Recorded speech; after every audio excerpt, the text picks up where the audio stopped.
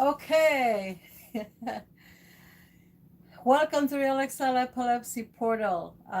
In today's video, I will discuss things that influence people who live with epilepsy and seizures, as well as their caregivers. Okay. Now let me just check if it's recording properly because we had an issue over there. Yes, it is. Okay, so thank you for that. Because I think I almost went for an hour and things didn't happen. So let's start over. I hope those of you who are watching, I stuff in the background over there, um, that we're gonna go through the board again, and again, this the stream is for people with epilepsy and seizures, for caregivers, okay, who are, especially for caregivers, because this is the caregivers night and I promised that to happen. So who are helping, so it's for both because the information will help both of you, and of course it's a live stream. So sorry for the previous mishap with myself in the background over there. Okay, so today we're gonna be doing this live stream. I will cover all of these topics. I will try to make it a little shorter than I did at the beginning. Okay, and I will have to start from the beginning. So if you guys have something to do, it will probably be similar to what I was talking about. I may just put or save the audio from the other stream and put that audio, let's say, on the background of something, okay, or on the background of this picture. Maybe I'll do something with that. All right. Okay, so excuse me. Coping with epilepsy is different for everyone, okay, and I want you to understand that everyone looks at life differently, and they have a different perception of what epilepsy is. Some of them treat it as a disability, some of them don't. I personally do, because it always depends on severity, okay? It may be, if it's severe, then you would treat it as a disability because that's what happened in our lives. And others, they may just treat it as, it's just something that bugs me, or just something that happens. Okay, so depends on severity. If you are here on this live stream, it's obviously because you are looking for information to help you get through things, and to help you find a better way of living with epilepsy. And I will discuss all of these tabs that I wrote down here yesterday. So we have the financial, emotional, social, and health problems and status that, in present status or in a status that it was before your illness happened, things have changed for you. And they have changed for a person who is, taking care of you right now, because you might be living alone, or you might have a caregiver who's taking care of you. So this information is for both of you, okay? I'm sure that both of you can take a lot of information out of here and use it in your personal life to make it better, okay? To make improvements and to help you to make things better, okay? So first issue, one of the biggest ones, is the financial hardship, okay? The financial hardship happens, because you have to pay medical bills, and epilepsy affects your work. So whether you are a person with epilepsy or even a caregiver, you have medical bills, you have to pay for things. It will affect, how you work, where you work, the hours. I have over the years changed my hours, and I have had to change my profession. So things, the changes will happen whether you want them or not. Okay. And best, if you find yourself in the situation right now, that you look, and you look and seek on how to change it. Okay, so at the end of the video I will talk about making a plan on how to make changes to your life. I will just shortly discuss it, and then later on maybe I'll make a video on giving you a little bit of information on how to do that. Okay, so medical bills. Okay, so you need to cover a lot of medical bills. I had someone who had actually approached me with a question last month, and they have asked, they said, I'm having a hard time, working, trying to cover the medical bills and trying to be there for my loved one at the same time. So this was a caregiver, or this is a caregiver who, is struggling with spending more time at home. Okay, and being able to pay for bills and everything else that we're already paying, and the medical bills add up, and they can add up really, really high, depending on what type of medication you need. And then suddenly your life changes to a struggle where you are seeking how to make things better, how to ends meet, and how to find a better way of doing things. Okay, so that's why I'm here today, and I'm gonna go over all of these things that I wrote yesterday, and hopefully that it will take a lot of them, um, as, and write them as issues in your journal, and things that you can improve. And I would suggest to go one by one and see how you can brainstorm and look for a better way of living. Okay, so find better solutions, let's say for work, and you have to restructure your life. Okay, you have to restructure your work and your finances accordingly to your personal situation, to where you live, to your profession. So the changes have to happen. All right. If you are struggling, if everything is okay, then obviously you're doing good. Okay, but if when the moment things changes happen in your life, you need to make those changes. You need to make sometimes very radical changes, which I have had to make in my life. And a lot of changes have happened in my life, because I have raised my daughters, two of my daughters, by myself as a single parent, and I have done a pretty good job. They have, I hear, okay, and they're doing good. One of my daughters started having epilepsy at the age of 13, so that's Virginia, and this is why we're here today, because I've started doing these videos because I wanted to show and help people how to deal with their own issues. And I could share something that I have learned in my life for many years now, by dealing with Virginia's epilepsy and our own hardship.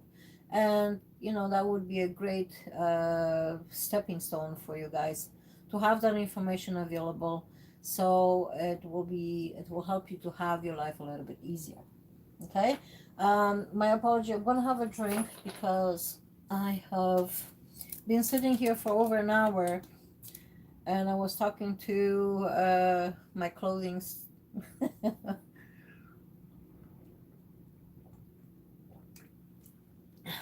since I am streaming on my phone. My phone was not smart enough to turn the camera around. It was actually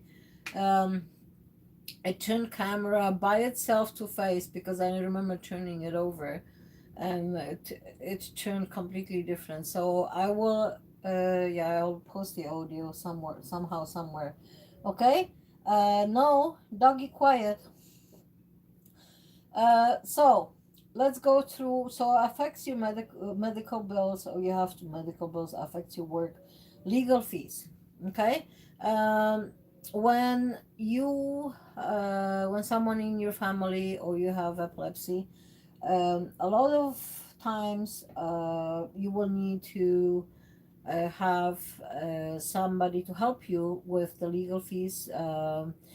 Because either something's going on, or uh, you are trying to get some help from the government, and let's say your application didn't go through, which I myself prepared a very good application, but I was unable to no, I did it great, because when I went for a community legal services, they said you prepared a great application. They were surprised that the application didn't go through. So it was, I needed to do an appeal, and I went to a community services legal assistance. Okay, so it was completely free. I think it's what there was a little bit of wait. I think two weeks or something wait, but you need to search for those things. Okay, to help you with anything that you need to deal that comes at you while you are dealing with this very difficult illness, and that goes for both of you, those who have epilepsy and those who are caring for people with epilepsy. Okay, get your support in every way that you can. All right. So you need to restructure your life, all right, accordingly. So you work, your finances. Let's say you are working right now, you have a profession, but let's say that your loved one suddenly started having a lot of seizures, like super, super a lot of seizures, and a lot of really bad injuries. And you don't make just quite enough to pay for someone to take care of them, but you are. Um, that you'd want to spend more time with them, or you have to at that point, because what you're gonna do. So in my personal life, I had changed a few things, a few professions over the time, and it was changed as needed. At one time, actually, you even went for school. It was just before Virginia started having seizures, a lot of seizures, and I went for truck driving school. So I did the A to Z license. I was going to be a truck driver. Uh, I love to travel. So I was going to be a truck driver, and I had to let it go. I had to completely let it go.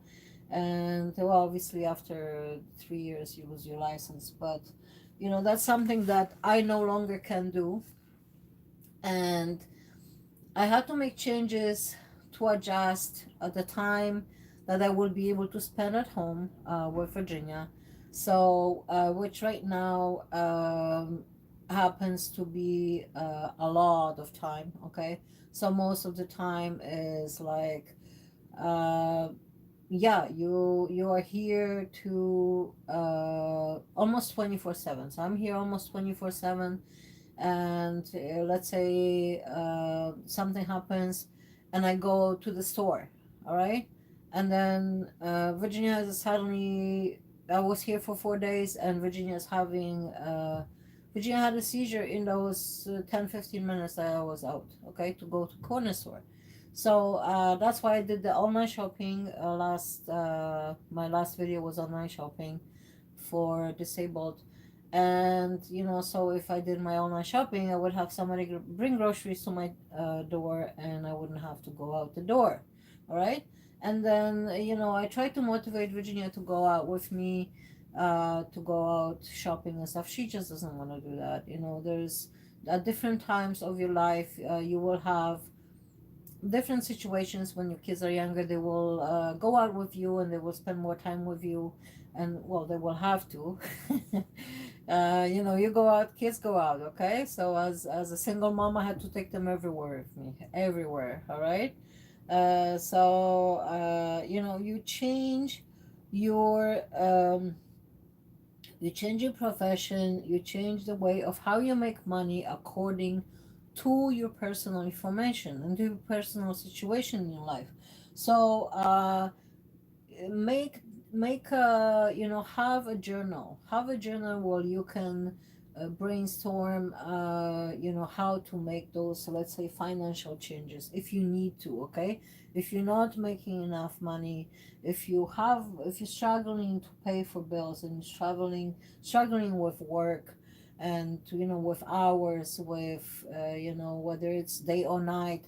At some point, I had years ago, I had a job where I was working nights because Virginia would be sleeping, but then I found out she wasn't sleeping. Okay, so I had to change that because she was staying up all night while I was not here. Okay, things happened.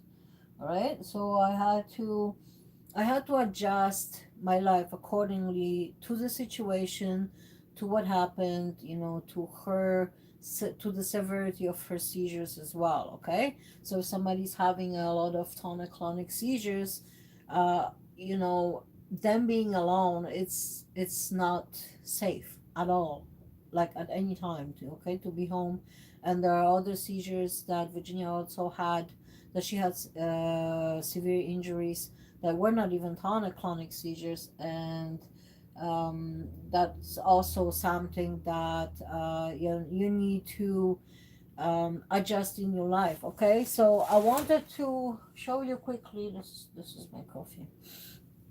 Okay, one of the things that we had to change, which is not on the board, I have removed most of stuff that I had, like almost everything that was glass at home, glass, porcelain, because Virginia, yeah, liked to go to the kitchen and prepare her food. Okay, so I changed to, instead of porcelain cups and stuff like that, I bought this. Okay, stainless steel cups.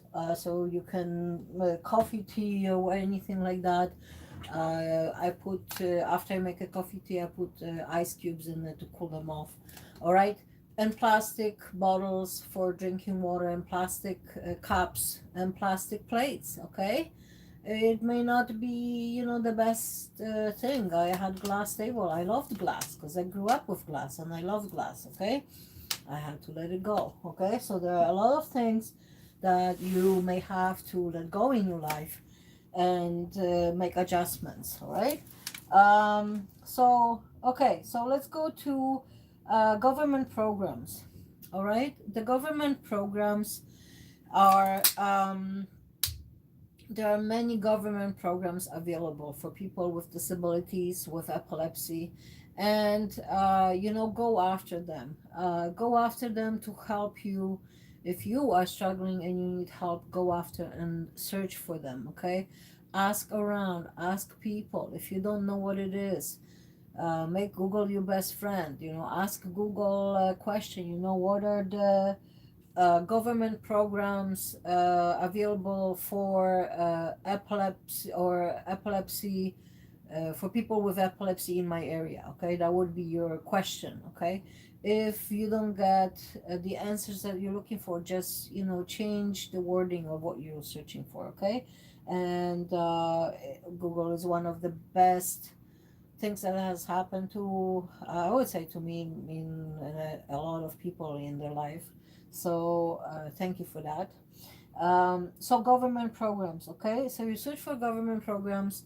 One of them is here in Ontario, in Canada, we have ODSP, which is um, practically what it means. It's financial support for people with disabilities. Okay, so there are uh, programs like that in many countries.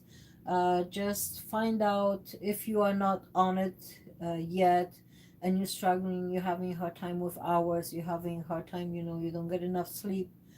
as a caregiver, because you're trying to make enough money to pay for everything, and there's just not enough money, and there's just not enough anything. Then you need to push harder, and you need to look more, you need to search for more for yourself, okay? Because you deserve a better life, and you keep on looking until you find what you're looking for. All right. So another government programs would be, there are programs that cover, that help to pay for meds. Okay. So ODSP actually has that, but let's say in your area you don't have that covers from them, then you would go and have some type of insurance that will help you to cover med bills, and that will be a huge pressure of your finances. Okay. So I have lived in a different province before, and we had to pay for our insurance.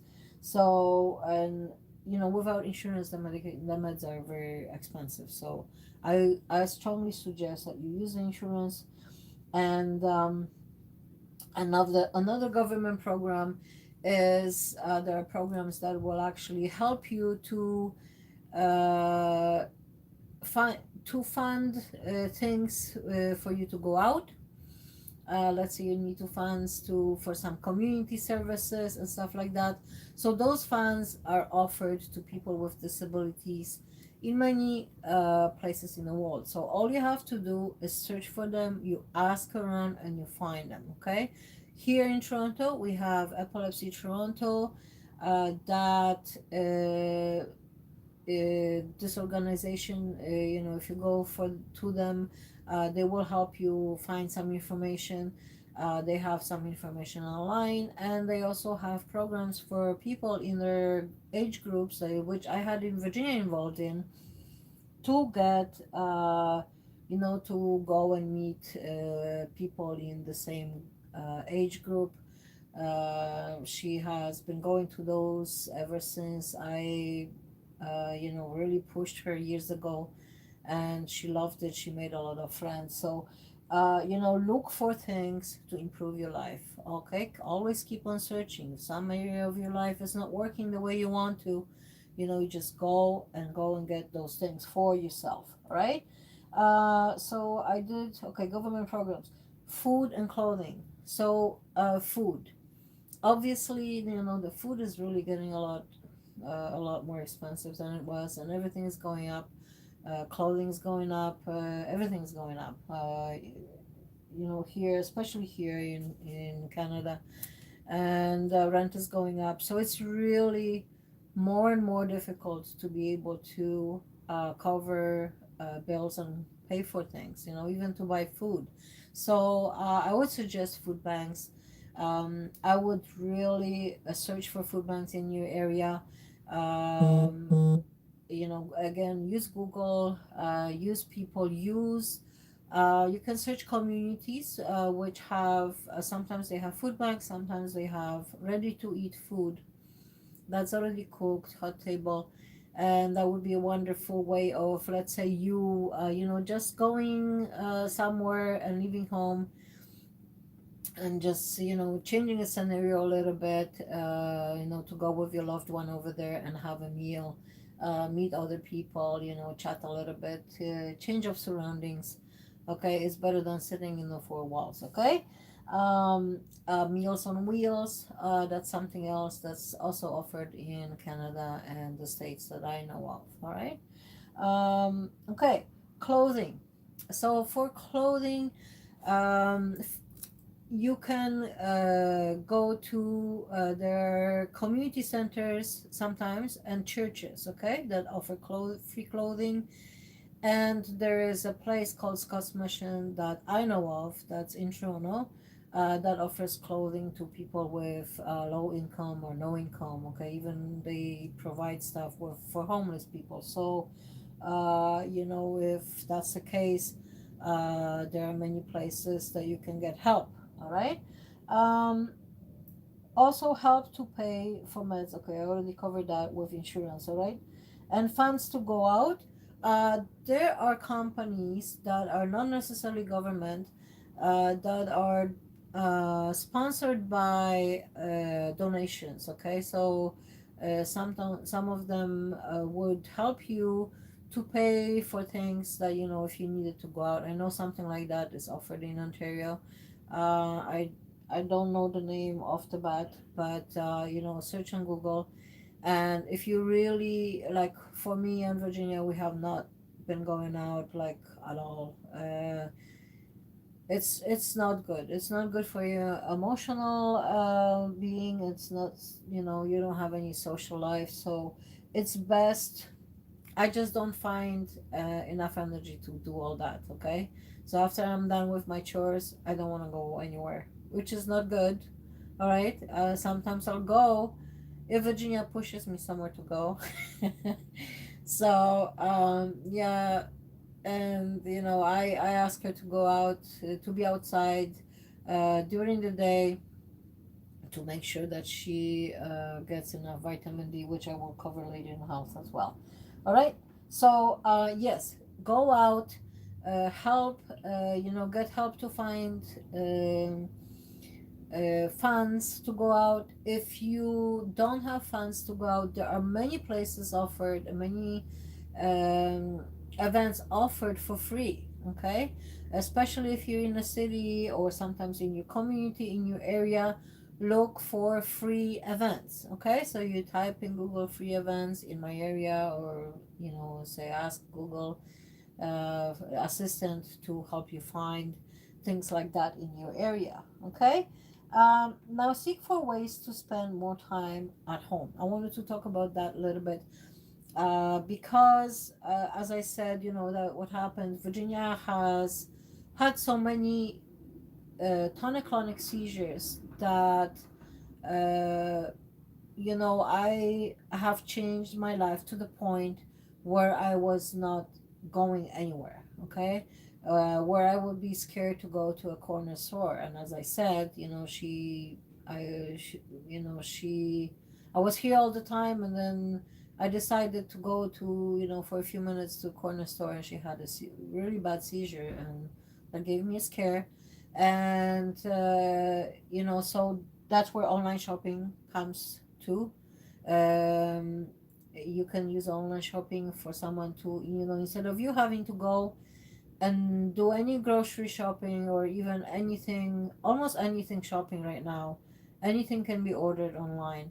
Okay, and I want to mention that I post links in the description of almost each video. So in the latest videos, there's a lot of links, and I have posted links that you can shop in the States. So in the US, you can shop in Canada. And in the latest two videos, I actually added UK to it. Okay, so if you're searching and you're buying anything else, you can, just press on that link, and then you can search for whatever you're looking for. You're looking for groceries online, or you want to buy a book, you want to buy a gift card for somebody, you want to buy a gift. You don't even have to leave home. Okay, they will even wrap it for you if you want. All right, so just use a lot of online shopping. Right now there are wonderful things like PayPal, and you can pay with, you don't actually have to pay with credit cards, which is also another problem with financial struggles. A lot of people cannot afford to have credit cards, so they don't have credit. Okay, so you can use your bank card, or you can use your you can pay from, like, straight from your phone. There's Google Pay, and so there's different ways to pay right now online, from different apps. Okay, make sure it's a very well known app, and that is something that it's not gonna give you trouble. Okay, online. Okay, online employment. All right. So I wanted to talk about this because work and having jobs, regular jobs, for people who have epilepsy and for their caregivers is usually a very difficult thing to do. Okay, for some it's impossible. So let's say someone who has intractable epilepsy, like Virginia, uh, she has not been able to have a regular job. Okay, so, and because of the severity of her seizures, I have not been able to have a regular job. So I have, over the years, I have changed my profession, and I have changed the ways of making money. And at the end, I have fallen into a disability. And after getting Virginia, disability, I had to go for disability myself. And so it's not an easy thing to deal with. Okay, and I understand, from the point of someone who has chronic illness. I can only understand from my point of view. And people who are in the same group, on in a similar situation, they can understand others better who are going through the same thing. Okay, so I would highly suggest for anyone who can work from home, to seek for online employment. So online of making money. um, and there are things that you can do, work from home. If you have, you could probably learn a few computer skills, or if you already a seamstress or something, you can find work at home. You could, let's say, you could sew up bags and sell them either on Amazon, or sell them on eBay. Okay, uh, so those are things that you got to go for brainstorming and finding out, what skills you have, and how you could, uh, if you have to, okay, if you're looking for extra income, how you could change your situation. If you need different hours, or you want to like spend time, and you eventually want to be home all the time, with taking care of your loved one, then seek, let's say, you could go for Google. Okay, just say, type, uh, what are the ways of making money at home. Okay, in, let's say, in the US, or whatever state or city that you're in. Okay, or in Canada, or in, you be more specific, you'll get better answers. Okay, but then if you want online, if you're good with computers, then you can do it from anywhere in the world. All right. um, so brainstorming on how to find a solution. Okay, after you brainstorm, after you I'm going to show you, I'm going to make a video in the future on how to do things, because I had to brainstorm decisions that I had to make, big decisions in my life. And sometimes you don't know which decision should I make, or this is a huge decision. I'm changing my whole profession. I'm changing my hours, and it's scary because it's new, and you don't know what's coming, and things like that. So you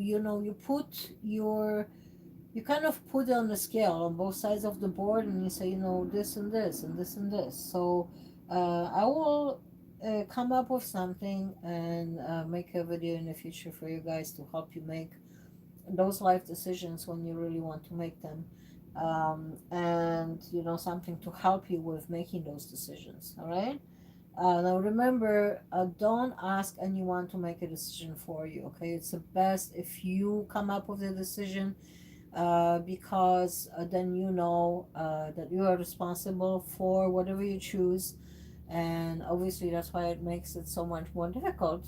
Okay, because you cannot blame anybody else if you made a mistake. A decision making is, a thing. So whenever you make a decision, if it doesn't work, make a different one. Okay, so get back on your path of making life better, and find better solutions for yourself. All right. um so new job hours, and so new jobs, let's say, so hours. Okay, I have worked nights at some point, and I had to, because I changed to nights because Virginia, I was presuming that Virginia was sleeping. Okay, and I've worked nights for a long time until she had a lot of seizures and some injuries, a lot of injuries, and I found out that she was not actually sleeping. Okay, that she was staying up all night, and then she was also sleeping all day.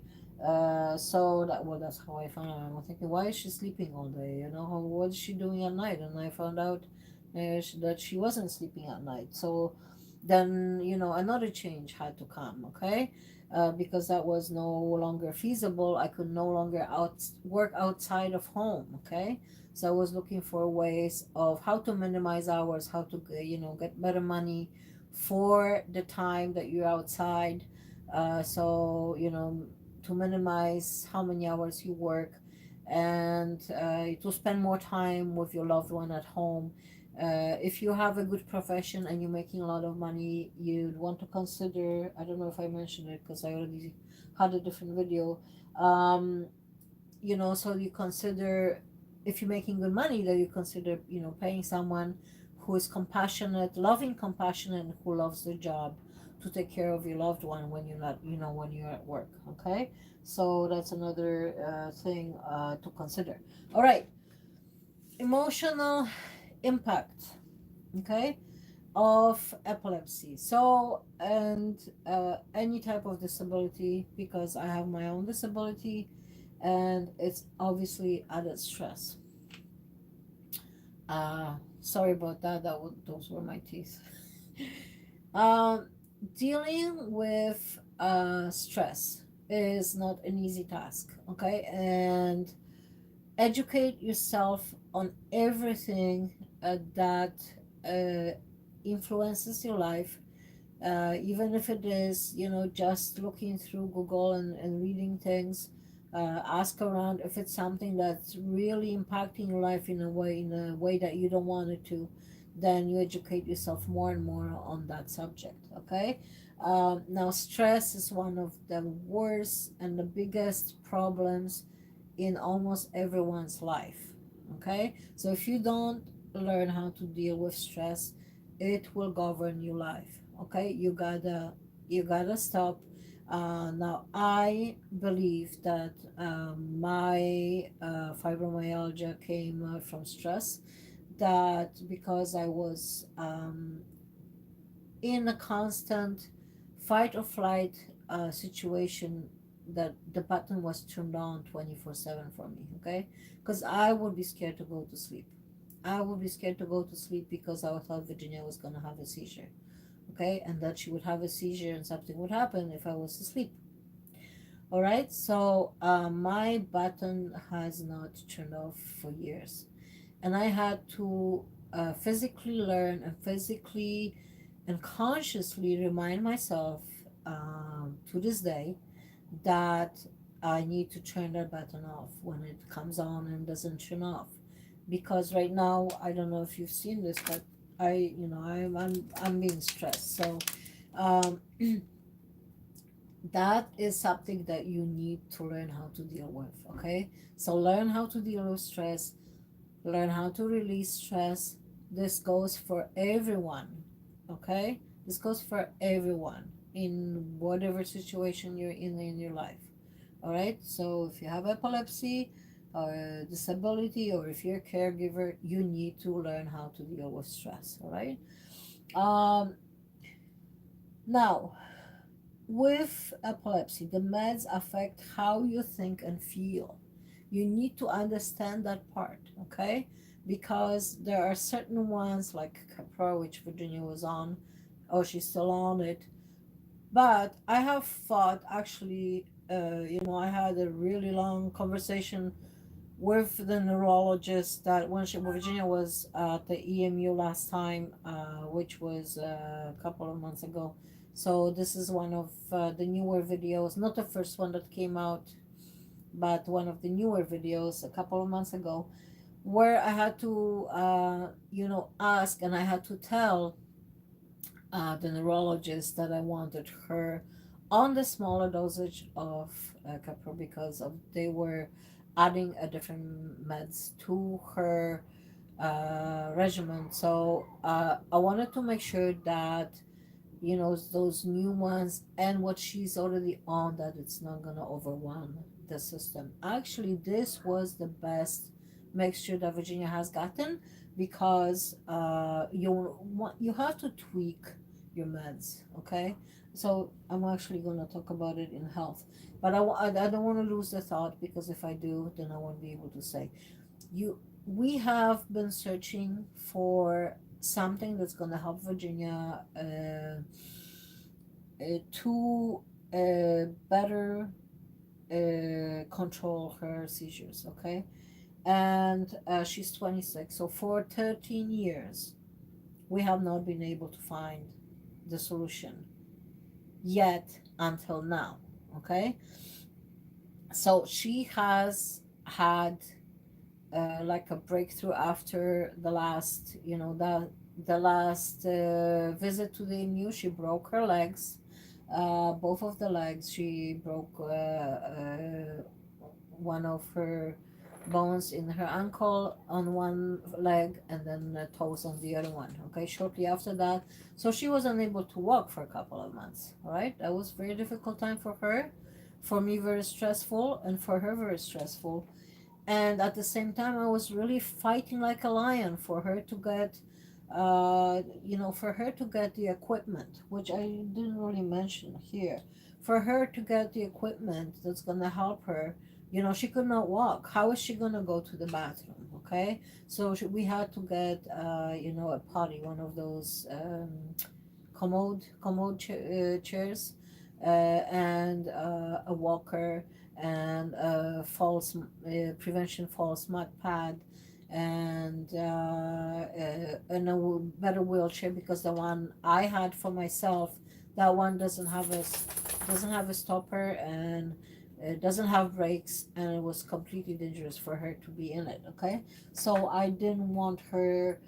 We fought to get that equipment, and we got it like really really late, but we still got it. So now it's available, and now whenever she's not feeling well, she is able to use that. Okay, so again, go to the government for that. Go to your community center. Sometimes people will actually give away, or you could get something uh, you know used. If you have no other way of getting it, you can buy a used one online, let's say Craigslist or other places where you can get used stuff. Okay, so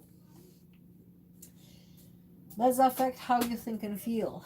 Okay, so rage, uh, things now, things that they can affect these things that I'm gonna read right now, and also the stress of the restrictions. No, go to your room. Go to your room, because I'm busy right now. Sit. Sit. Okay. It's my doggy. She's asking for my attention. Okay. And this is the beautiful princess that's actually taking care of Virginia. We got her 3 years ago, and I don't want to unleash her right now, because then she's not gonna want to go back. Uh, she has her own channel, so it's Princess Zina Doggy Adventures. You can check it out. Um, she is my alarm. So when I have her sleeping with Virginia, and when Virginia has seizures, she will call me, and she will bark very loud, and she has woken me up before. So she is a great dog. Virginia has another dog who helps her while she's having seizures, so that's a super good combination for both of them. And having pets is a great thing. Okay, especially with the emotional support, which I have not actually put pets here, but as an emotional support, pets are great to have. So even if you have cats, we had cats in the past. Our cat, passed away already. We had them for many years, and they were great support. We had dogs. Now we have dogs now, and I actually prefer dogs. It's a lot more work. It's a lot harder, especially if if you're feeling so sick that you don't want to do anything. But that is one of the ways that will actually get me out every day, to be outside, and which adds to, as a caregiver, it adds to my situation, being getting vitamin D3 outside because I'm in the daylight, and walking, okay, which my doctor has prescribed me, to do as much walking as I can, which I don't want to, so I have to, okay. It's a great solution anyway. So this is one of the solutions that we came up with, and I know, it's a solution for me, walking, actually. All right. So going back, the restrictions and the meds. So there's this the restrictions on your life, on what you can do and what you cannot. Okay. Uh, they may bring on super stress and different types of feelings. Okay. They may bring on meds also will affect how you feel.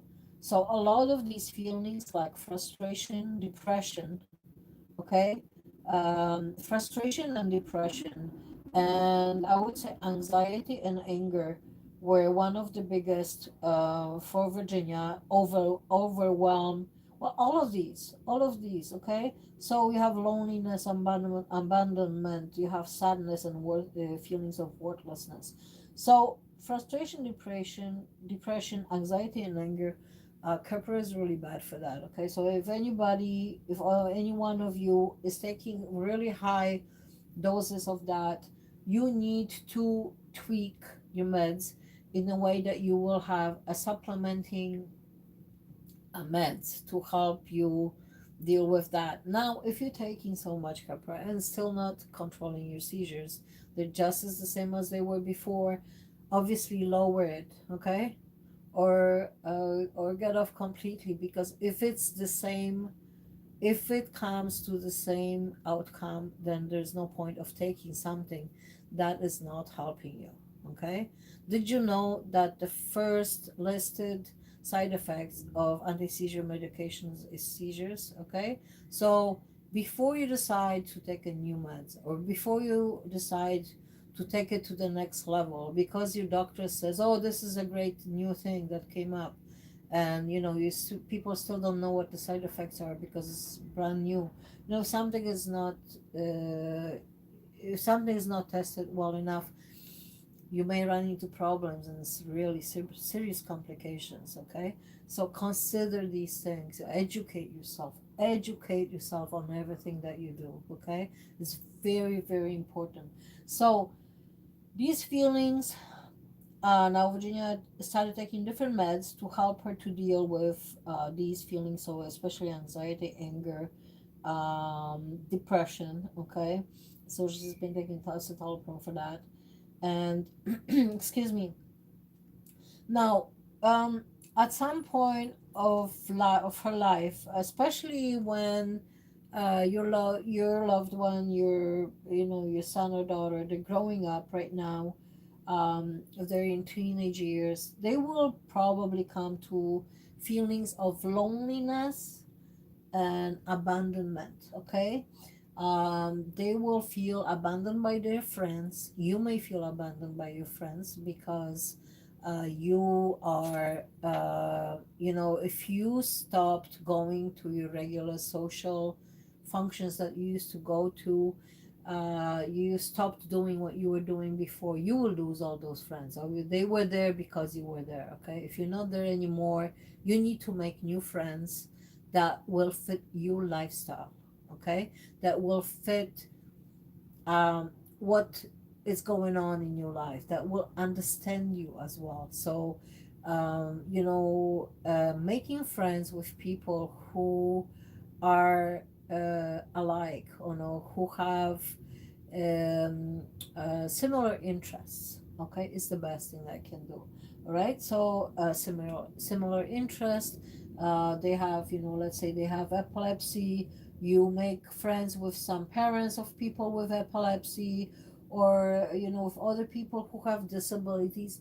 Those are people who gonna understand what you're going through. Okay, they will understand if you tell them, oh, listen, I can't come today because I feel really sick.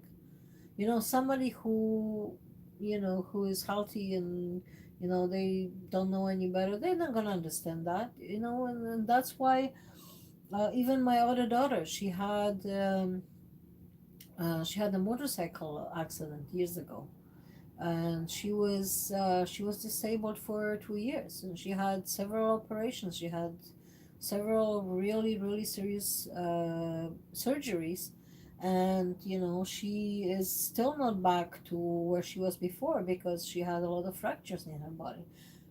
So she lost all of her friends. Anything that's long term, okay, will more than likely, uh, what's gonna happen, you're gonna lose your friends, and the feelings of abandonment and overwhelm, okay, sadness and worthlessness are gonna come. And you need to educate yourself. You need to you need to even though if you feel that you don't want to talk to anyone, you really need to talk. That's the moment where you probably need to talk to someone. Okay, that's the moment when you need to reach out. Okay, you reach out for help. If you don't feel one day, the next day you try, or the next minute you try, what, I'm gonna call somebody that I know. Okay, or I'm gonna go on Facebook, I'm gonna watch, let's say, YouTube video on how to deal with depression. Okay, things like that. You gotta help yourself. If nobody's gonna come to you home and tell you what you gotta do with your life. You gotta go and get it yourself. Okay, so seek how to better your life yourself. Okay, whether you're a person with epilepsy or you are a person who is taking care of someone with epilepsy, nobody's gonna come and fix your life for you. You have to do it yourself. All right, and this is the best advice I could ever give anyone. All right, and that's coming from my personal experience. So I hope I hope it didn't come out too strong. The reason why it was that strong, it's because it comes from my personal experience, because I have gone through a lot, and so my advice: learn how to let go of what no longer works for you. Okay, so um, let's say you used to be a person who likes to go for runs. Okay, and suddenly you can't. You gotta let it go. Okay, you gotta let it go consciously. And when the feelings of frustration and anger and anguish and all those feelings come tumbling down on you, you gotta remind yourself to let it go.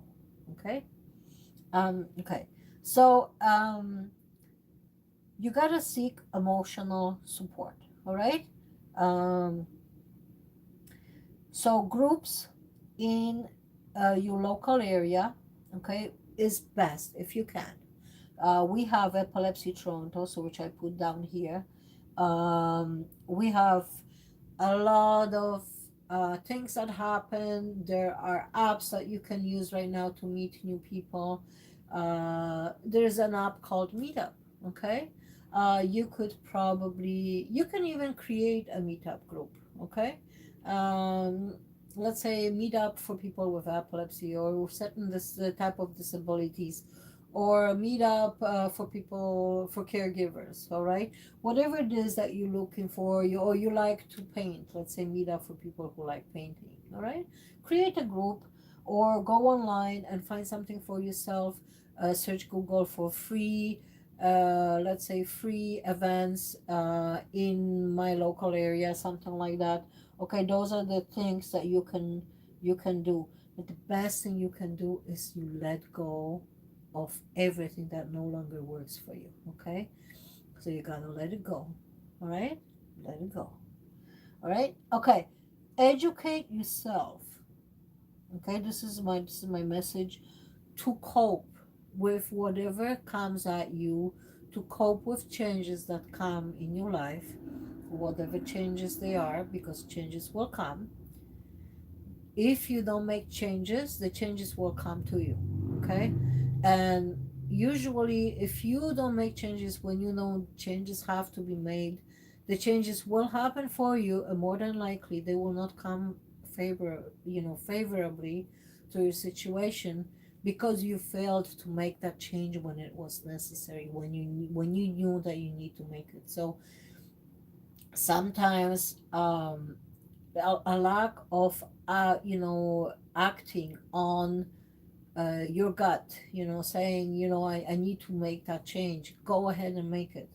Even if it's scary, if you think it's the right thing to do, brainstorm and, put down all the pros and cons. Okay, that's how you do it. And say, okay, should I make that change? And, you come up with the answer and just go and act on that answer, all right? Because that's your answer. All right, social situation.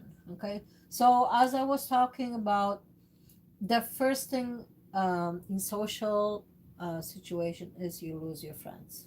All right, when a chronic illness comes, when epilepsy, seizures, disability comes, you will lose your friends, a lot of friends. Now if anybody sticks around, that was your true friend. I still have a friend that I actually have made a few years back.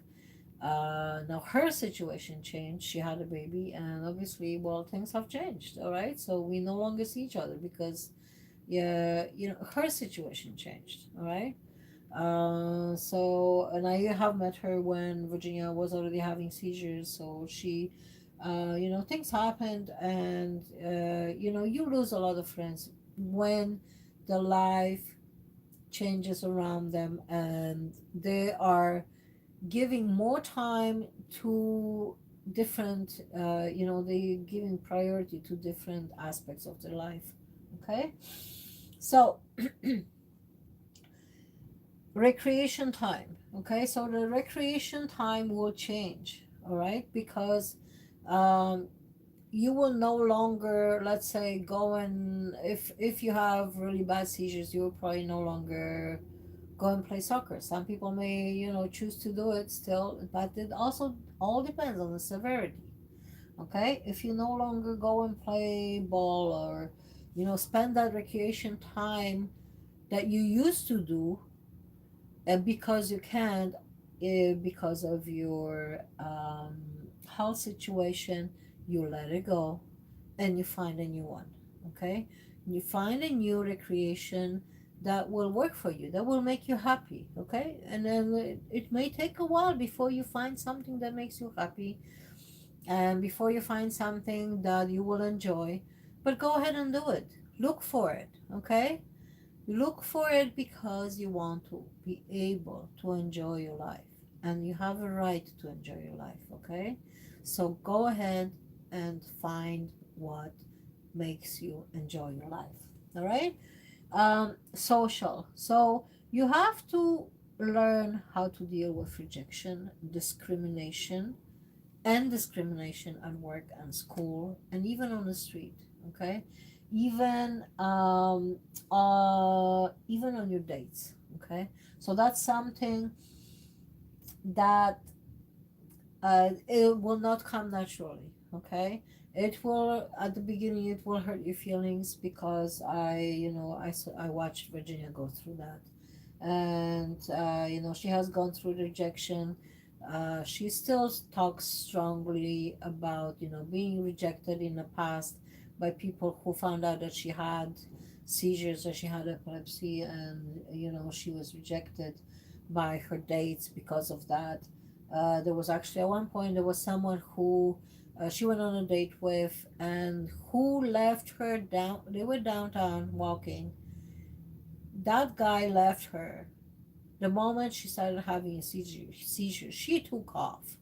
He took off, and he left her there, lying on the street and having a seizure. It was already cold. It wasn't the snowy. I didn't want Virginia to go, but she was a teenager. There's nothing I can do.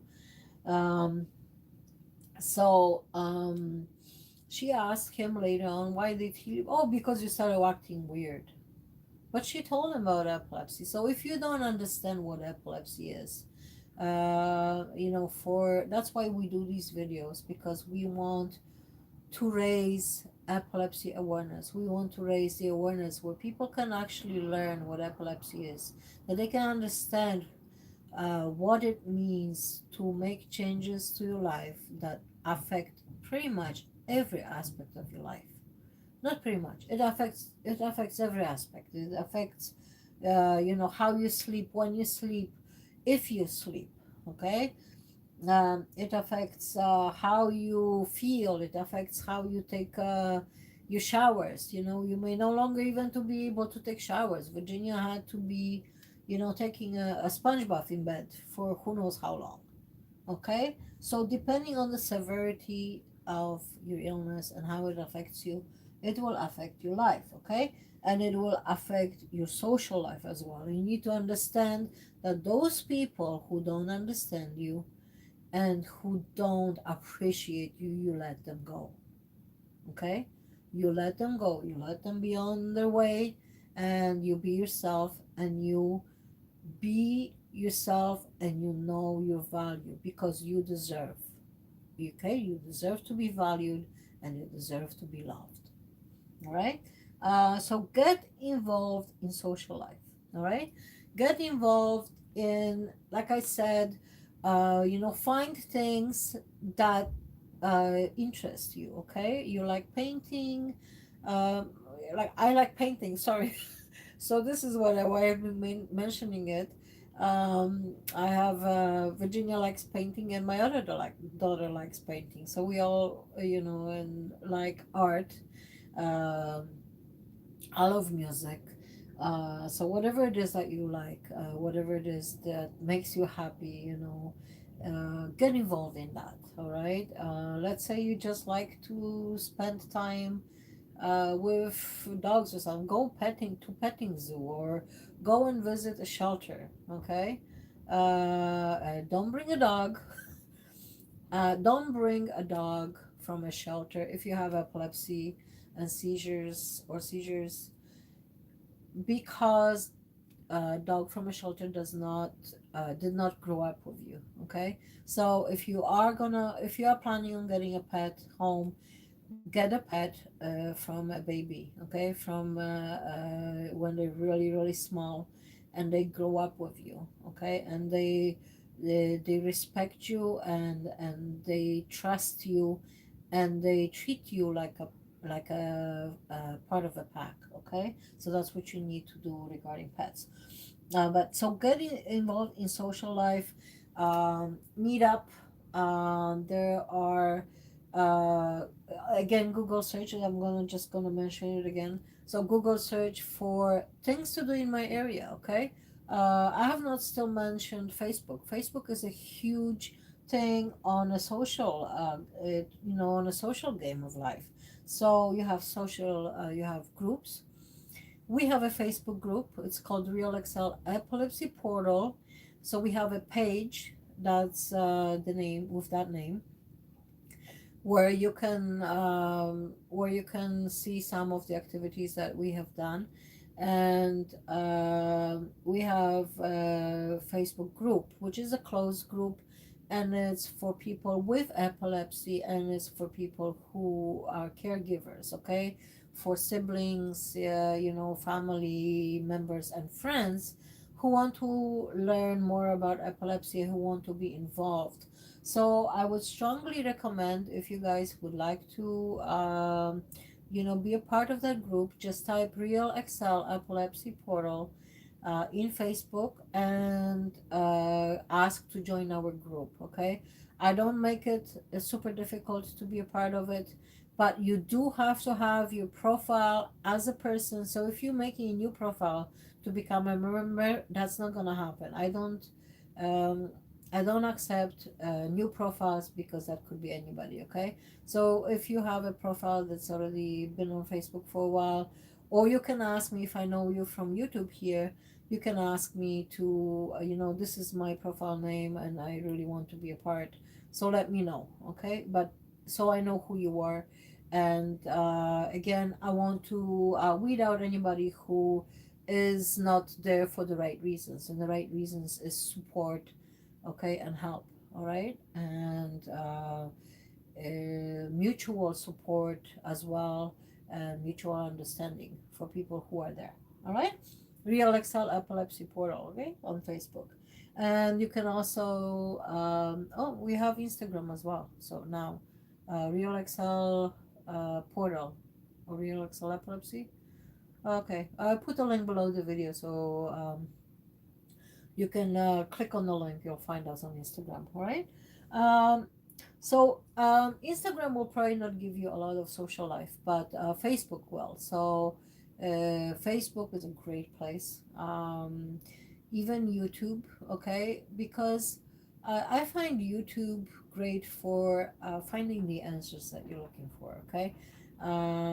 So let's say you want to learn something about anything. You want to learn how to, be more active socially, all right. Type whatever question you have in Google search, okay. You can get blogs or articles, or you can get YouTube videos. The search is going to come up with your answer, and then you can find your answers there, all right. So you may need to make an adjustment, all right, in your social life, all right. New lifestyle, definitely, okay. You will, it will happen, okay. Not that you will need it, it will happen, and as things change in your life, you adjust accordingly, and you seek new ways of having your life more comfortable and more pleasurable, okay.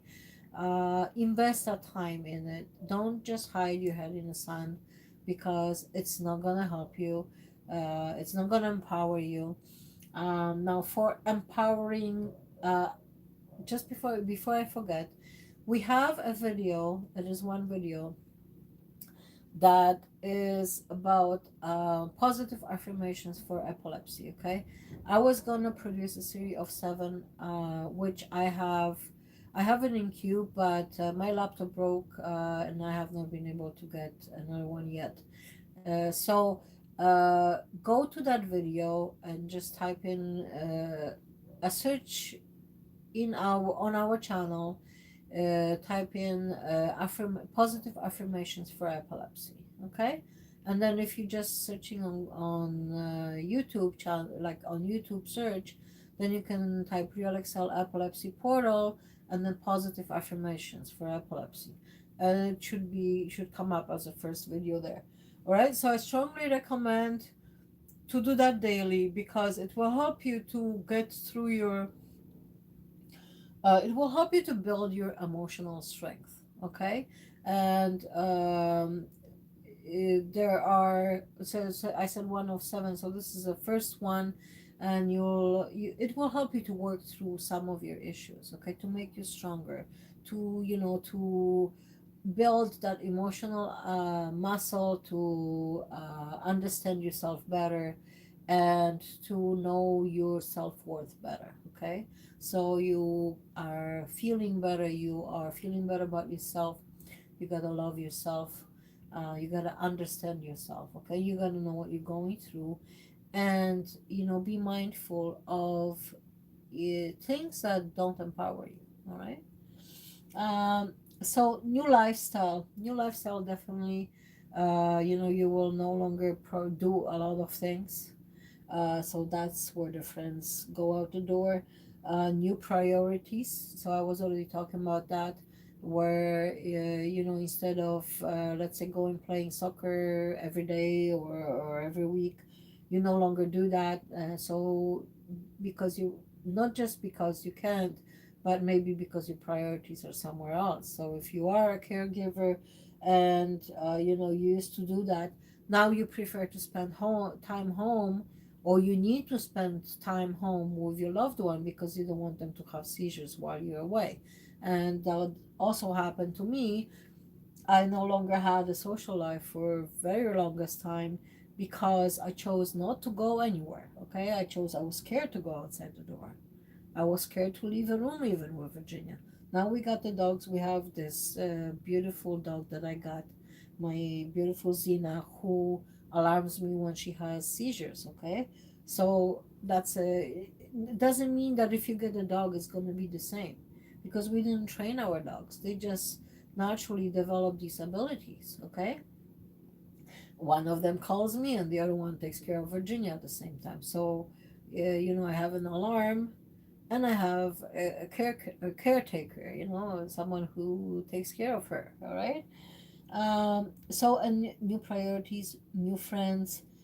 Okay, and I'm gonna tell you that from my personal experience, this is everything from my personal experience. Okay, so this, I didn't come up with this from anywhere else. I just wrote this down. I sat down and I wrote these things down. Okay, socialize with people who understand what you are going through. Okay, join support groups. Um, join support groups that are groups of people who are alike, who have either the same health issues, or who have the same interests, who like to do the same things. Maybe your thing is going to the movies. Yeah, a lot of people, just watch movies at home now, but I'd still like to go to the movies, and let's say watch a movie with my daughters together. It's a lot better. Actually, it's a better experience than just sitting at home. But we've been choosing that because it's a lot cheaper. So, finances again, and we've been choosing that because it's a home. So I don't have to drive or whatever. But if somebody offers me to take me, to go to the movies and pay for it and drive me there. Oh, yes, I'm in. Okay. So I love movies. I love music. I love, a lot of things. And you got to um, do something for yourself at least once a week. Okay. Find something that you can do outside of home. Okay. Once a week. All right. Be mindful of doing it with someone else. So if you have severe seizures, if you know that your loved one has severe seizures, don't let them go out by themselves. All right. Make sure you always find somebody, either a friend to go with them, or you'd be with them, or drive them there. Like I have offered, even my daughter was going on dates. I would offer her, hey, you want to go on a date? I'm going to drive you there and I'm going to pick you up when you're done. Right? I've offered it because she still wanted to go on dates. She would still go. All right. So I'd rather drive her there than her, getting hurt in the meantime while she's traveling somewhere or back home. All right. And who knows how late, like, because usually date is not right in the morning. So I would not want her to be on the street by herself. All right. Okay. So dating scene when it comes to social life is also one of the biggest struggles, because of the emotional changes, because of the social structure changes, and because of someone um thinking, or someone else's perception of what seizures are, and because they don't understand. They will never understand. You cannot possibly make someone understand what it means to go through seizures and to have seizures if you don't have them yourself. Okay. So like I said, Virginia went on that date where this I'm sorry, I am gonna say idiot guy just took off and left her there. All right. There was other people, strangers, who helped her. Okay, who called for ambulance, who there was somebody, she ended up with a scarf all the way in the middle of downtown, Dundas Square. Okay, and you know probably someone who understood, "Oh, okay, it's cold, I'm gonna help her." So dating scene is one of the issues that perhaps I would like to make a future video with Virginia to discuss that, where she can just talk about dating and the experiences that she had. So you guys could, if you are planning on going on dates, or if you've gone through the same thing, you would understand that it's not you. Okay, just because someone doesn't understand um what seizures are or what's going to happen, and they take off because they got scared, or some idiot wasn't even a person, a human enough to stay around to make sure you're okay. All right, so that's not okay. That person does not deserve to go out with you. They did not deserve a time of life with you. Okay, they did not deserve a second. All right. Now know your value, because you deserve the best. Okay, you deserve people for people to love you. You deserve for people to respect you, and you deserve for people to be around. Okay, and surround yourself with people who understand you, who love you, and who respect you. Okay. um so this is gonna be, oh, we have just two more. All right, so health. I'd like to talk about health. Again, severity affects how you feel. Okay, severity of the seizures, severity of your illness. uh, I myself got to the point where when I was at the point where I could, when I was in so much pain that I could not get out of bed. It will definitely change the way you feel that day, and depends on how long it's there for. Like, the longer it lingers, the longer it's gonna be worse for you. So, severity of your disability, of your illness, of your seizures, of your epilepsy will affect your life. Okay, it will affect your health. All right, so you must push yourself to exercise. Okay, the day you feel a little bit better, go for walks. If you have seizures that you don't have auras, don't go by yourself. Right, get someone to go with you. Get your family member involved.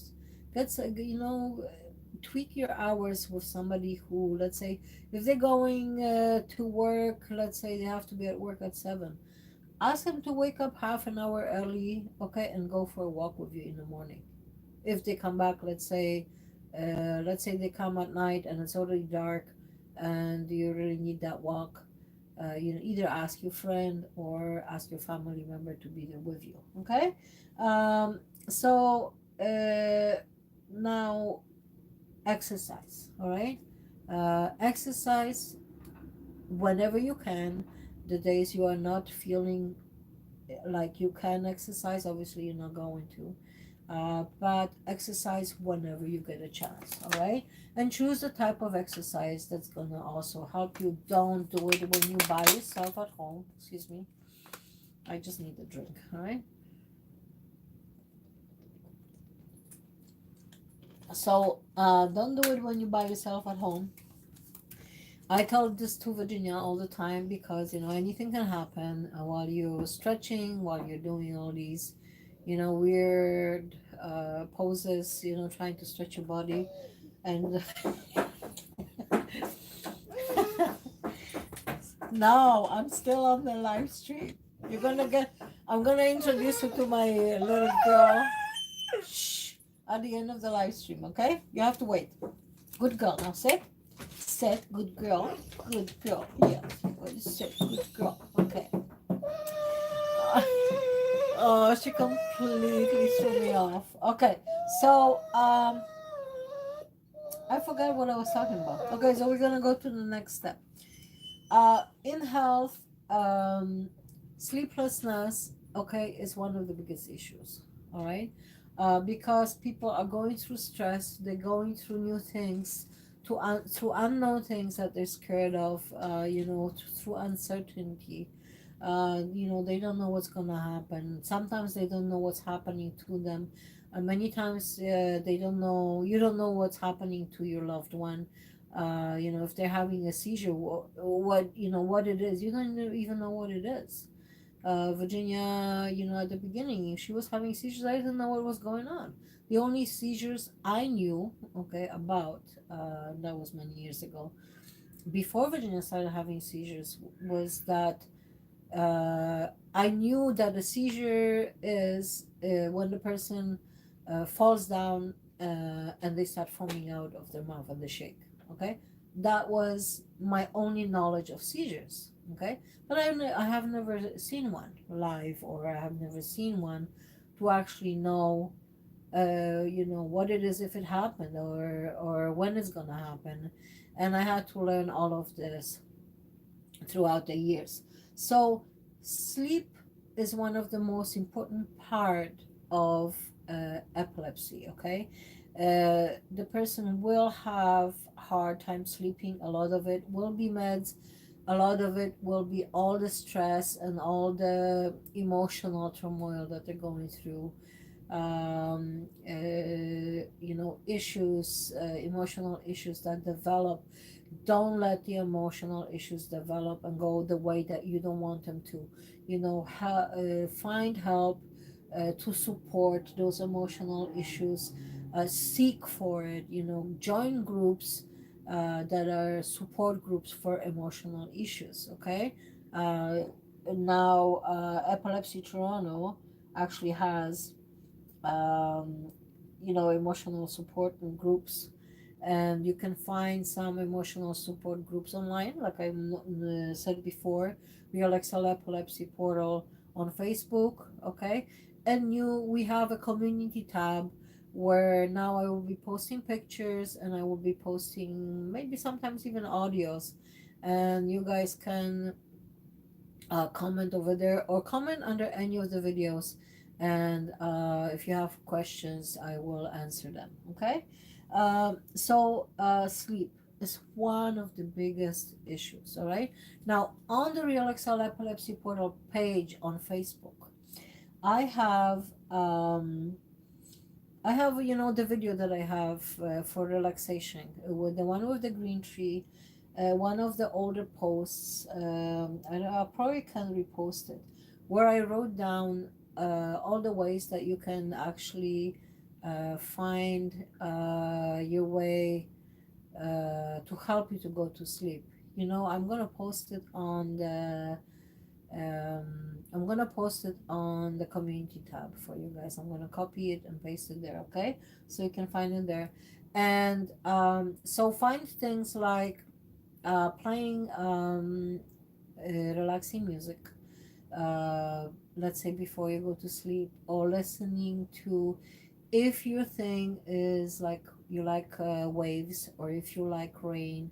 We also have videos with that. So we have videos with ocean waves sounds, we have videos with rain sounds. So on our channel you can find them, just look for them for the specific ones that you're looking for. And yeah, and so I also wanted to mention that if I can get a hold of a laptop, maybe borrow one for this weekend, I will post a video on how to navigate our channel and how to find the videos that you're looking for, because I know you guys have asked me for that video, and I want to show you on how to be able to understand things on the channel and how to find things that you're looking for. Okay.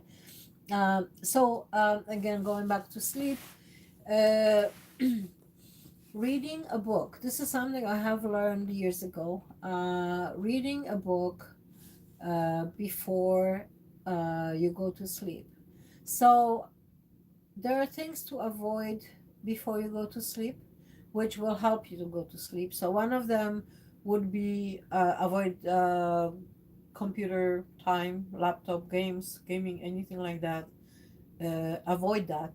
I'm sorry about my voice. I think I'm just getting here. Probably need a little bit more water. And that goes for your phone too. So blue screen and your electronic devices 1 hour before you go to sleep.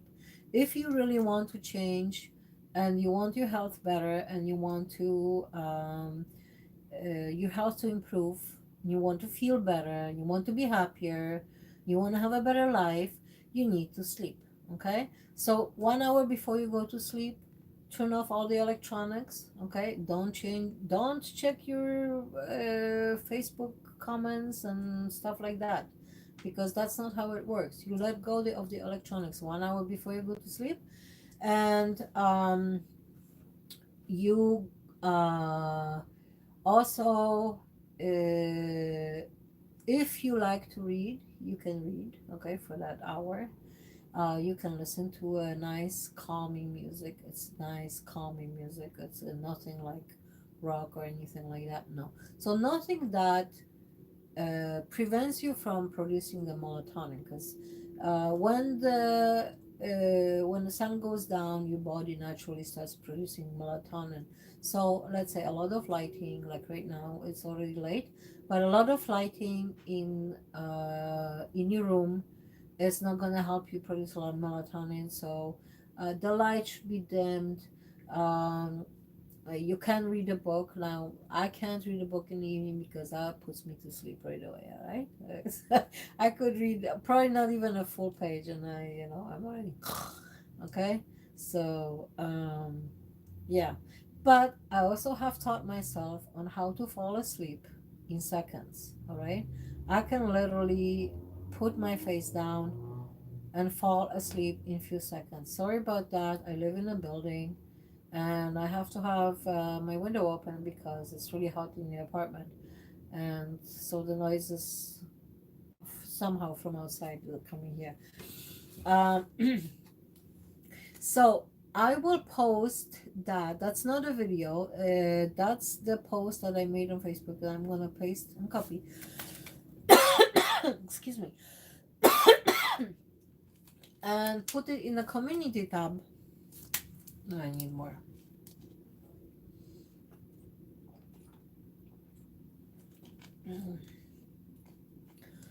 Okay, now I know how people who have to do a lot of talking feel. Um, okay, so I will post that and other things. If I remember that we learned that years ago when I took Virginia uh, to a support for um, she had a trouble sleeping, so I was searching for any kind of support that I could find her. A lot of depression. She was feeling very, very much down.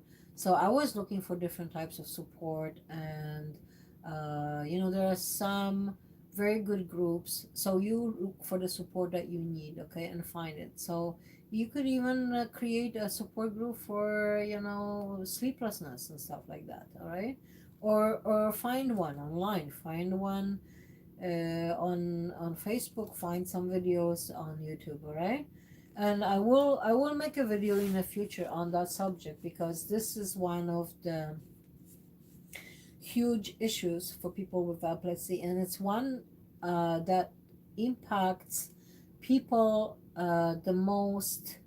Well, together with not taking the meds on time and stuff like that, the one that impacts people the most because they don't sleep and they have more stress and more seizures because the brain has not rested and the brain needs to recover, the brain needs to rebuild itself. So sleeping, if you can sleep for 12 hours, her best time of sleep is 12 hours a day. And I have told her that when she because she has not slept for years in the past, because she had PTSD, and she was going through that and she was not sleeping. She was scared to sleep, okay? So she has had sleep deficiencies for years. And I told her, hey, if you're making up for the sleep before and you need your brain cells to rebuild, you want them to rebuild and you want to sleep 12 hours, and you can and you do it. And I don't prevent her because I know she needs that sleep and she needs that time to rebuild her brain cells. Okay? So if somebody wants to sleep more, you let them, okay? You let them get rest.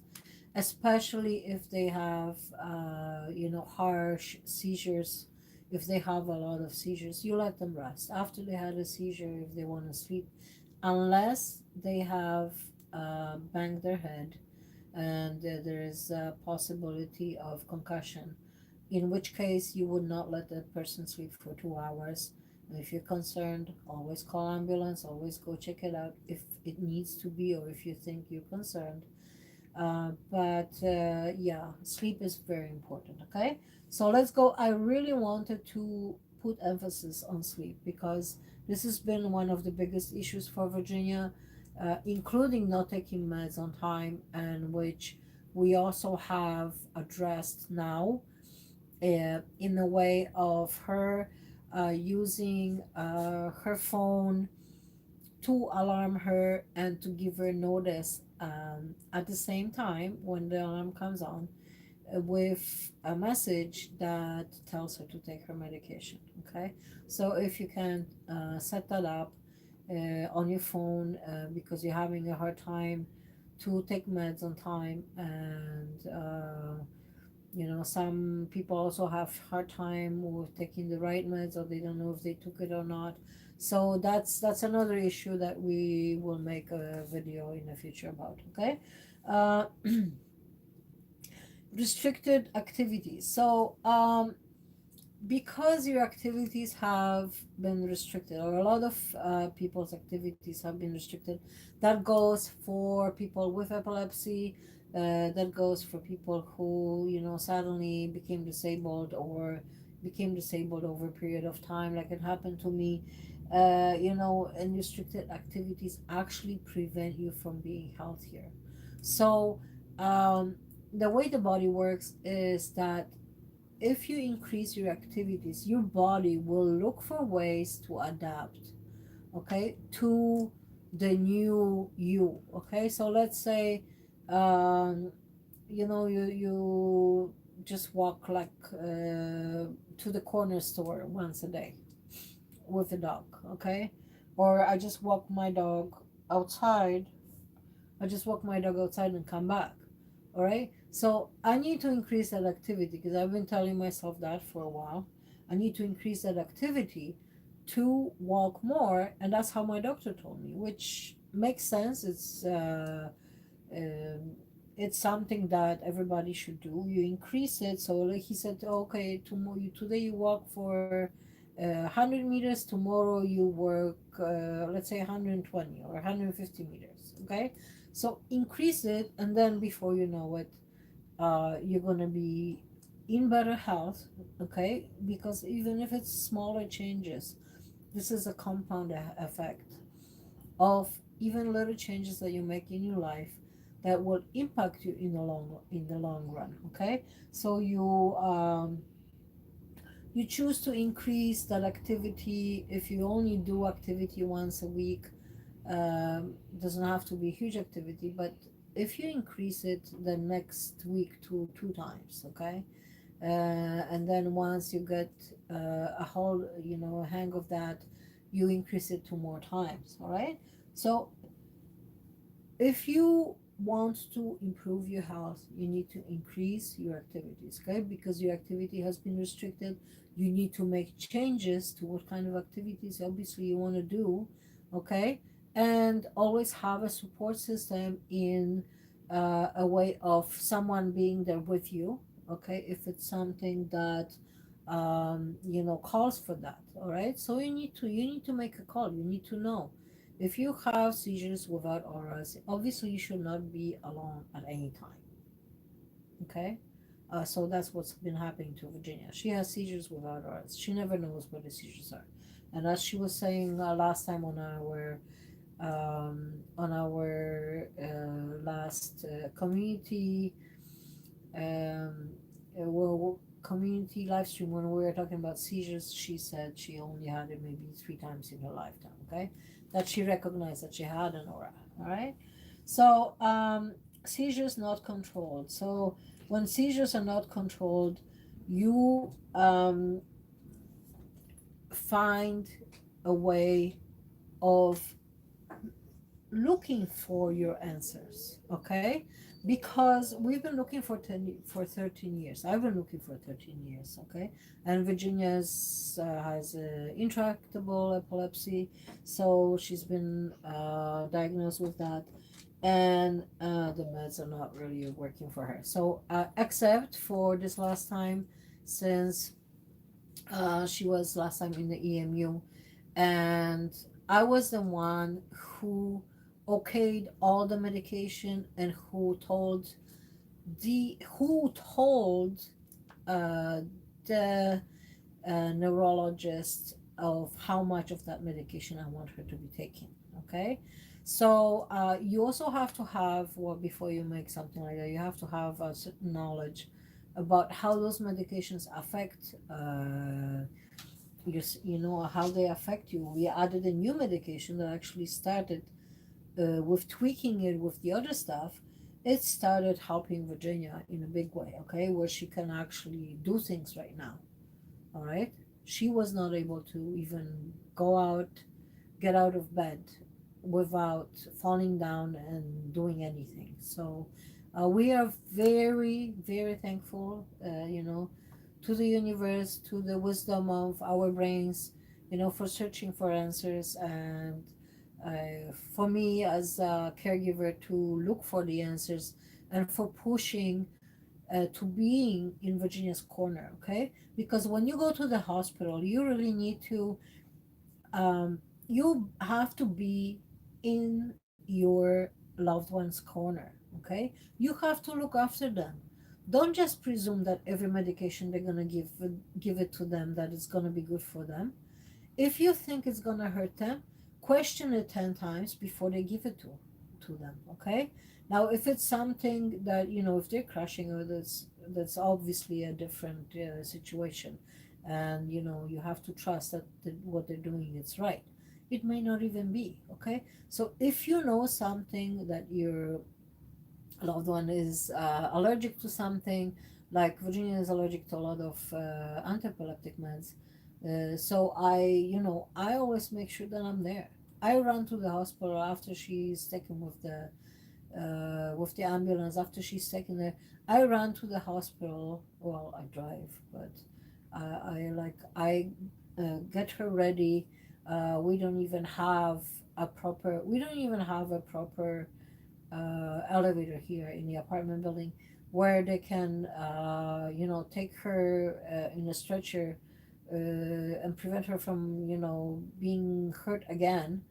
Uh, so sometimes, we don't get the help that we need, but so I make sure that, after I send her off with the ambulance, that I go over there, and as soon as possible, so they don't give anything to her that could harm her.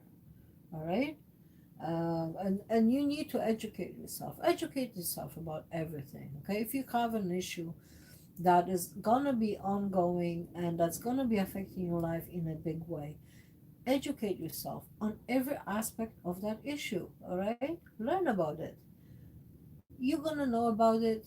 Nobody can come and say, oh, putting a spoon in your mouth is gonna be a good idea. No, hell no, don't put anything in a person's mouth. Okay, it's a hazard. It's a choking hazard. Okay, so, and obviously you know what I'm talking about. All right, so that's when the seizures are not controlled. You take every possible uh, way of finding out and eliminating it. I don't know if I think I put it down here, to test yourself. Okay, so you run all the tests. If you have seizures that you don't know where they come from, which is Virginia's case, okay? In Virginia's case, she doesn't have a tumor. She doesn't have anything that indicates where the seizures are come from. The seizures have been confirmed twice at the EMU. They've been confirmed with EMG. Oh God, I can't even think right now. Okay, so when they are confirmed, then you look for the ways of finding out what could be the cause. Okay, now after 13 years we have tweaked medication to the way where Virginia's situation and her seizures have improved colossally. All right. uh, so now the next step is, first of all, with the new meds that she's taking, she's gonna have to watch her liver, and she's gonna have to we are gonna have to watch her liver, and we're gonna have to watch her other organs. All right, so you need to go for tests on a regular basis. There is no set, how often. Normally they say every 3 months or every 6 months. Okay, depends on you. But Virginia has not gone yet, and we're getting close to the 3 months period where I really want, to push for her to go and have her liver tested. Okay, because if the liver starts getting affected, that medication has to go out the door, and it's the only way that it's been helping her for the last 13 years. So we are not finished. I am not finished looking for the reason for her to having the seizures. Uh, there are many, many different things that can contribute to a person having seizures, right? So I am still searching for the cause, because if you can find the cause, if you remove the cause, if you can still remove it, because there are things that can happen in a person's life that permanently damages the brain, like, let's say, certain types of chemicals that can go in vaccines, and which I am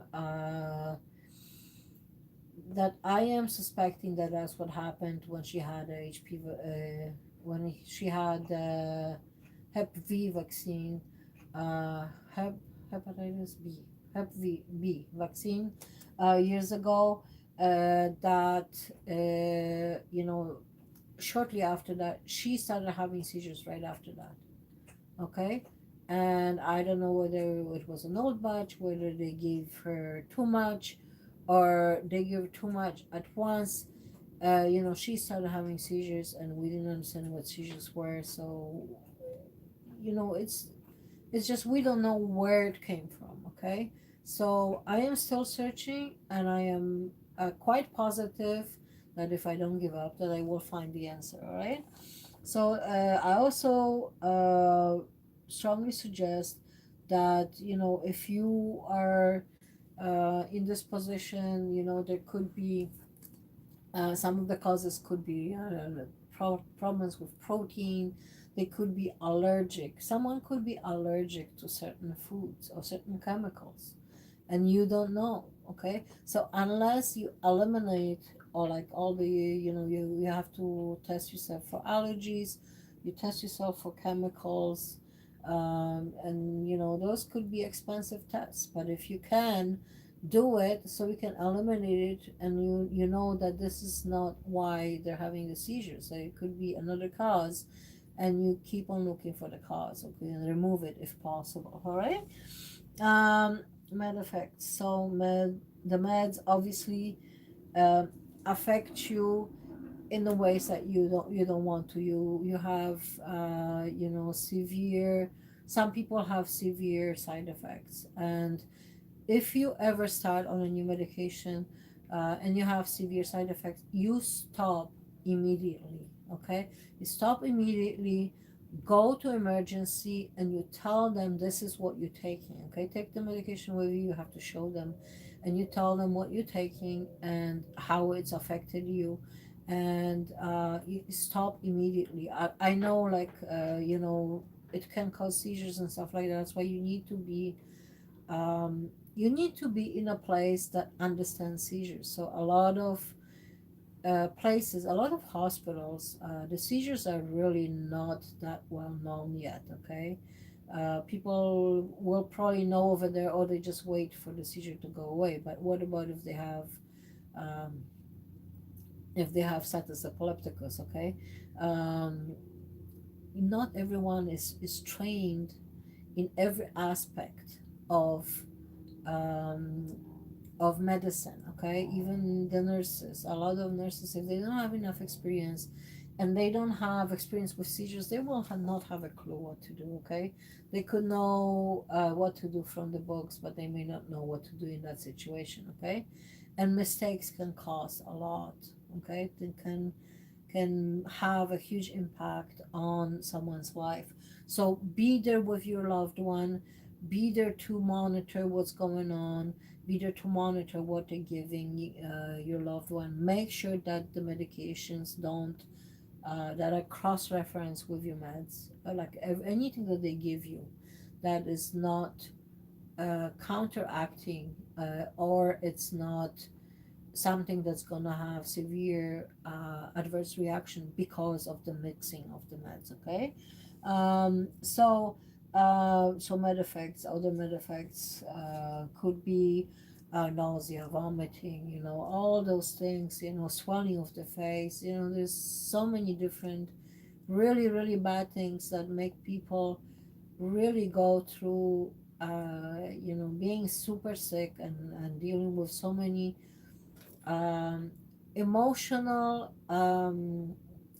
emotional turmoil because they're going through being sick all the time practically. Okay, so if that's you, if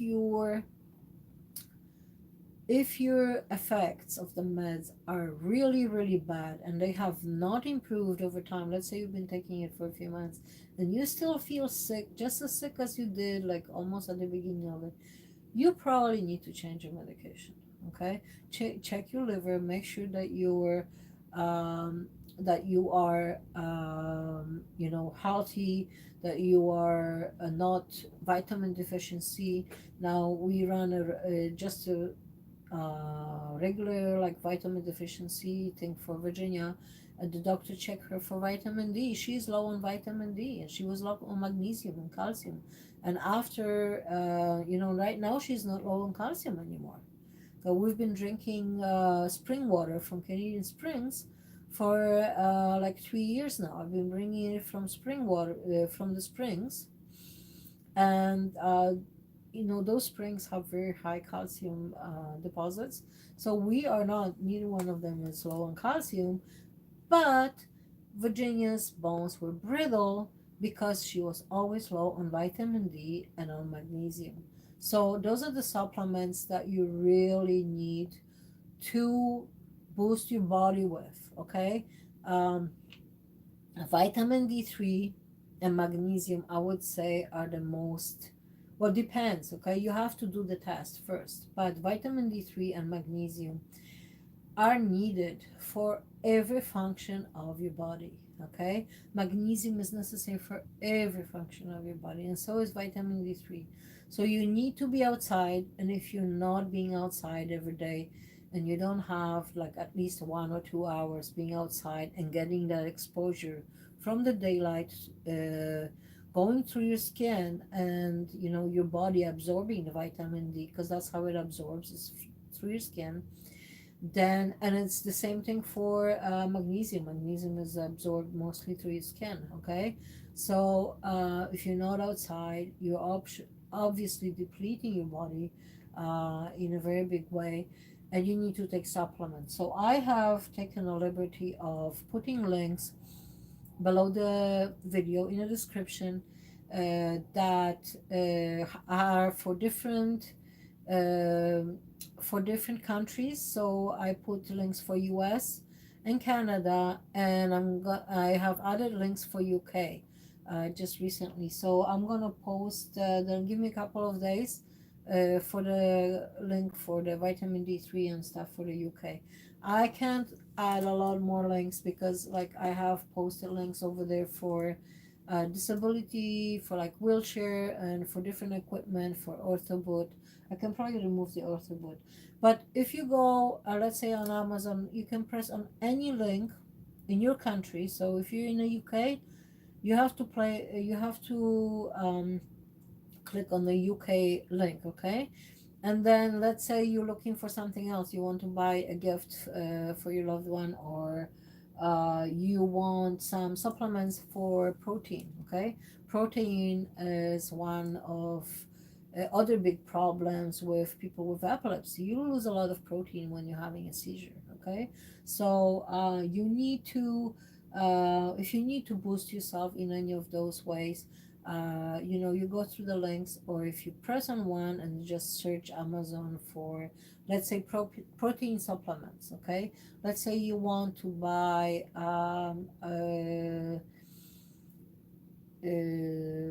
you want to buy protein powder in let's say it's just vegan protein powder, so you type in vegan protein powder. Okay, and if you purchase anything within 24 hours of clicking the link, we will get a small percentage, which will help to support our channel, as also clicking on PayPal link, okay, which is like a PayPal me account. If you like to make a donation and support our channel, that's also below the video. Okay, um, so med effects. So we're done with that.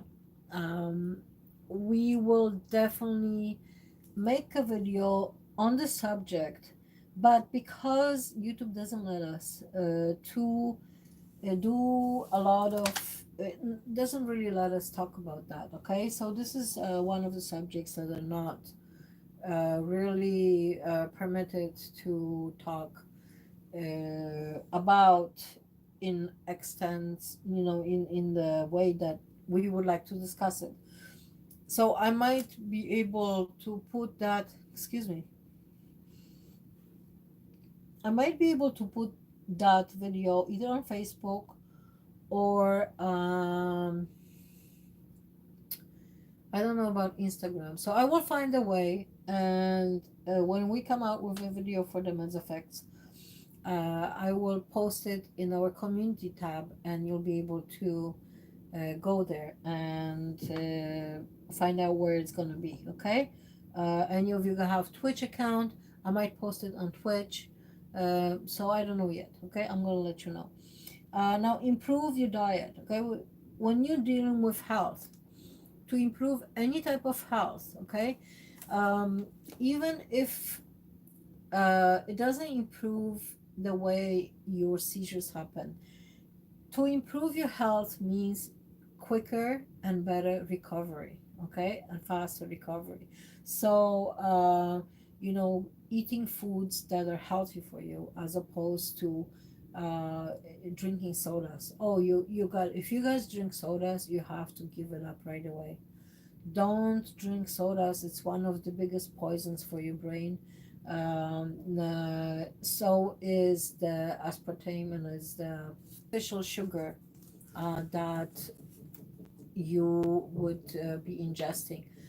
Those are neurotoxins. Okay, so if you want to educate yourself on what the neurotoxins are and remove them from your life. Okay, Virginia likes a lot of junk food, and even though she switched to vegan years ago, she's still going after vegan junk food. Like she likes food that's processed and stuff.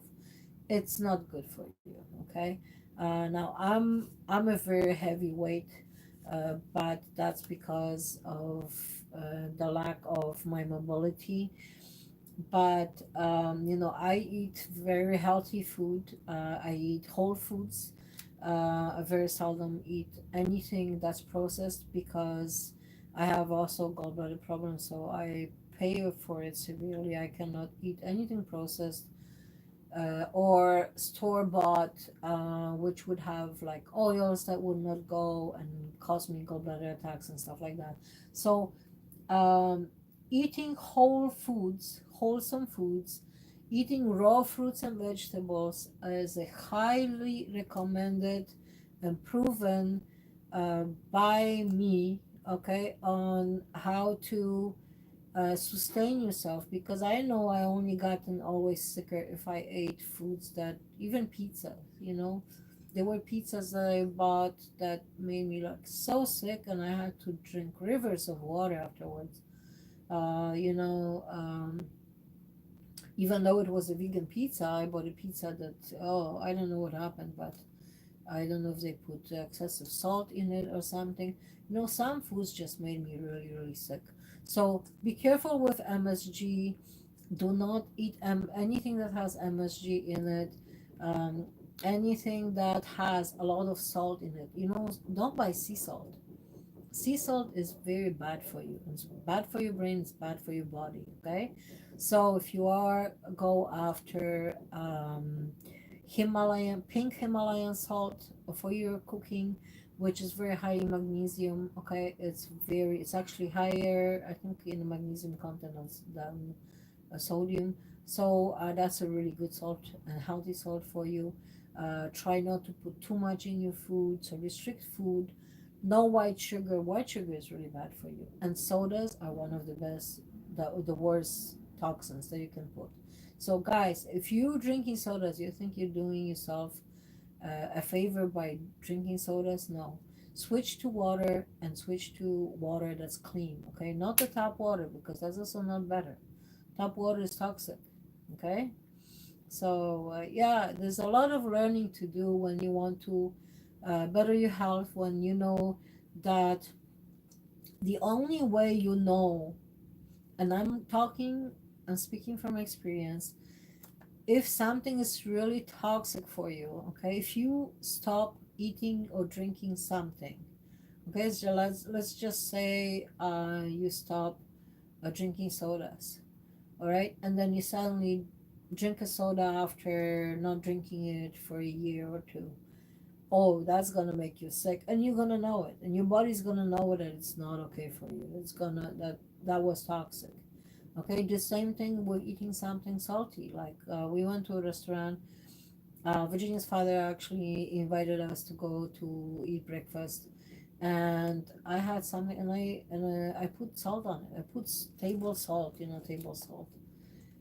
I think I was having a heart attack, because women actually can have heart attack and not know about it. I felt so bad. I was sitting in that seat for an hour, and I said, either call ambulance or let me sit it off, because I did not get up for an hour. And everybody left the restaurant and stuff, and I was still sitting there. I said, I'm not moving until I feel okay to move. Okay, and I stayed there. I did not move, and I paid the price for eating salt that was not good for me, because I've been preparing like my own food at home, and I only use the pink Himalayan salt. All right, so sorry about the salt and the food, but I want you to understand that eating foods that are healthy for you, that are gonna have that are gonna produce, that are gonna be building blocks for cells in your body. If you want your body to get better, you need to build new cells every day. Okay, because there are millions or billions, I'm not sure how many, cells that die off every day, and they need to leave the body, and then you have new ones. Now your body needs to build new ones from the food and the drink that you bring, that chemicals that you put in your body. Now, if they're healthy, if they're molecularly correct, then your body can build healthy cells. If you're constantly eating bad food, it's obviously not going to help you. And you know what, guys? I don't care if you think differently. If you like junk food and say, "Oh, that's okay." Well, if you want to improve your health, this is what you got to do. Okay, because every 7 years, all of your cells in your body, they all change. Everything, your whole body changes every 7 years. So if you want to be better, and if you want to feel better, and if you want, I am okay, even though I'm highly overweight, I feel better than I did before. Okay, and it was definitely through changing the diet. The mobility is still a problem, but changing the diet really has changed a lot of quality in my life, and even things that I can do right now. I've been sitting here in this chair for at least a couple of hours. I would not be able to do that in the past. Okay, so taking care of your health and improving your diet does not go just for people who have epilepsy, but also for people. This is so annoying. I hate living in the building. It also goes for people who have who are caregivers, okay? Because you need to be healthy to be able to help. You need to be healthy to be able to turn that person over. I need to be stronger to be able to turn Virginia over when she's having a tonic-clonic seizure. I have not been able to for a while. Like there were things that, I had to do, and so, in some ways I could not even turn her until her seizure was over, and I had to look for ways to make sure that she doesn't get injured and stuff. And if you're disabled yourself and you're caring for somebody who's disabled, that can be very challenging. All right. And so always strive to be in the best tip top health that you can be, and strive for that, and then and strive to be better, strive to be stronger. All right. um so improve diets, tweak your meds. I already talked about that. Vitamin D. So be outside for the vitamin D, D3 specifically. So supplements, calcium, magnesium, vitamin D3, and protein. Okay. So proteins can be derived from different things. They could be vegetable. So if you're vegan, obviously you'd only go for vegan proteins, which we've been buying lately. We've been getting vegan proteins. There are also vegan food banks. There's one in Toronto. If you guys are interested, just look it up on Google. And there are food banks for people who are vegan. Okay, so if you need help in that area, sorry about that. If you need help in that specific area, then you search Google for vegan food banks in your area. All right. Now, test for deficiencies. Make sure you do your tests. All right, because you want to also eliminate problems that can arrive. And even though let's say you have epilepsy, your loved one has epilepsy, adding another illness to their condition is gonna devastate them. Okay, so make sure that they're not deficient. They're not deficient in vitamin D. Virginia has we found out that she has very brittle bones, and the surgeon who did her surgery, she said she does not have bones of a 25-year-old. That her bones are really, really, like persons of the old person's bones. So we immediately have increased the vitamin D3. I immediately told Virginia, you have to be outside every day. You have to, you must. You have to have magnesium. You want to build your bones.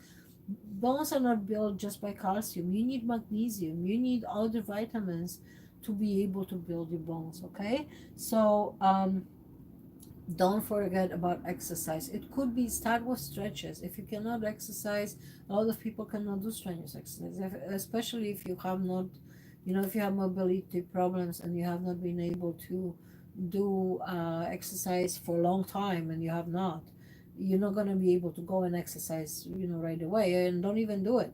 Don't go and exercise for an hour, because the next day you won't be able to move. Increase it. Increase it. If you're just starting with stretches or stuff like that, because that's how I had to start my last exercise regime that I had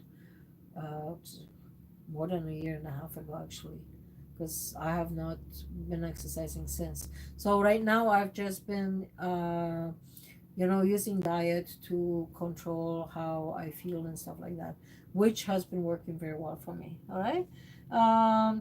So yeah, don't let your health deteriorate. Okay. Don't let your health deteriorate if you're a caregiver, because you need to give support. You need to be strong for the person who has epilepsy. Okay, who has seizures, if they know, they may not be epileptic seizures, they may be just, just non-epileptic seizures. They still need your support. They need you to be there for them in every single way. Okay, so you gotta be strong for them. Okay, you gotta be healthy for them. All right, so that's why I have changed my diet. I have been watching what I eat, and knowing that the longer I'm here, the longer I'm going to be able to help Virginia, and to help her, um, to get to the point where she's going to be able to develop some kind of profession that she's going to be able to support herself, when I'm not here anymore. Okay, so okay, and then so the last thing here is a process of elimination test. So don't forget, for those of you who I cannot comment on brain surgery, because those are always very high risk. So this is always someone's personal decision when they make that decision, okay? And obviously that I cannot comment on that. You guys have to, if anyone has a tumor and they going through that, then they have to really, really, choose for themselves what they want to do, okay? There are some people who are candidates for VNS, and they're candidates for different things that are actually coming out on the market. Always educate yourself before you do anything, okay? So and ask questions. Yeah, I'm like one of the worst. uh, if I'm going for something, or even my daughter, I'm one of the worst people who will ask hundreds of questions, before I let them to give like medication, and before I let them to do anything right now, because I have gone through so much, okay? Because I have gone through people making mistakes before, and because I have gone through people making mistakes, and actually close call with Virginia while she was still in the hospital. All right, so don't always trust hospitals, don't always trust medical professionals, because they don't always choose the right thing for you, okay? So you got to be there, you got to question what they choose for you. Is this the right thing to do? Is there another option? Why do you choose your option? And I ask these questions, and if they don't know the answers, they don't know what they're doing, okay? You gotta know who is treating you, and if they know what they're doing. All right, so support system for people with epilepsy and caregivers. You need support system, okay? There are people who are very strong emotionally, who have very strong minds. I consider myself one of those people. I have raised my daughters by myself, okay, since they were very little, with no financial help, with no help at all. I had no family here. So I was the only one 24/7 with them, watching over them and taking care of them, okay? I have gone through a lot, and I feel very proud of that, because um, it has helped me to develop a very strong character mind. Okay, a lot of people do have a very strong character, and they feel confident about what they do, and if I'm not sure what I'm gonna do, I look for the answers. Okay, and I would like to say that support system is very important. So when I found myself in the past in situations where I was not feeling, or I didn't know what to do, or I was not feeling well, and I was not sure, and I was scared of the future. I was scared of, should I do this? Should I not do it? I would look for the answer. I would look for support system. There are many. communities that are, let's say, geared either for women. There are some that are just for men. There are many communities that will give support for people with epilepsy, for disabilities, for chronic illness. You need to find them, okay? You need to find the help that you need for yourself, okay? So specifically for yourself, you need to find what the biggest problem in your life is right now, okay? And you need to, one by one, you need to look for solutions to solve those problems and those issues, all right? So the biggest support system that I would suggest, okay, because I've seen it with other people, and at times when I needed it, even I reached out to like family. I have not had help from family, but sometimes I have reached out and I got some help from my family. So I would suggest that your biggest support system, if you have strong family ties, there would be family and friends, okay? Always when you need, reach out to them first, all right? They can, if they can't help you, they may recommend something, they may pinpoint something, okay? Then next thing you would have would be epilepsy community, all right? Um, so epilepsy community, local and online. So again, local, if you guys have epilepsy community in your area where you live, can you please put it in either in a chat or in the description below the video, uh, where you live, and what type of epilepsy community is there. Please don't put links, okay? Just put the name of, let's say, like Epilepsy Toronto is here in Toronto, okay? And let's say Kansas is a different community. So you would put the name, you would put name of your town or city, like Kansas and the U.S. All right? Okay. Uh, so and online, okay? So epilepsy, you, for emotional help, for information, for some of your answers, you could look for online, okay?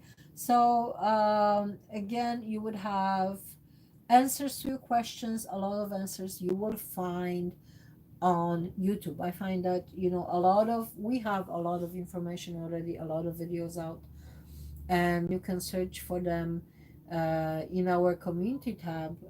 There's a search tab over there, and you can look for the videos on the topic that you're looking for, okay?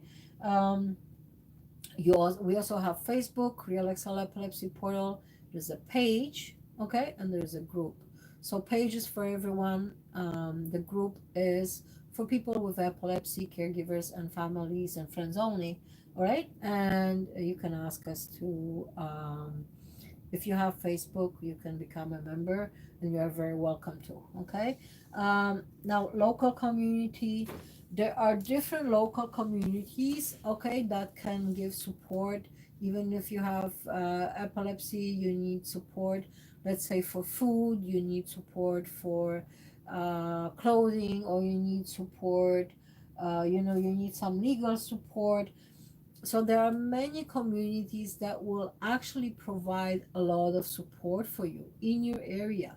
So contact your local communities and find out, sometimes, or you can find out what they have available online, or sometimes you call or even ask around. You go and you ask, what do you have available?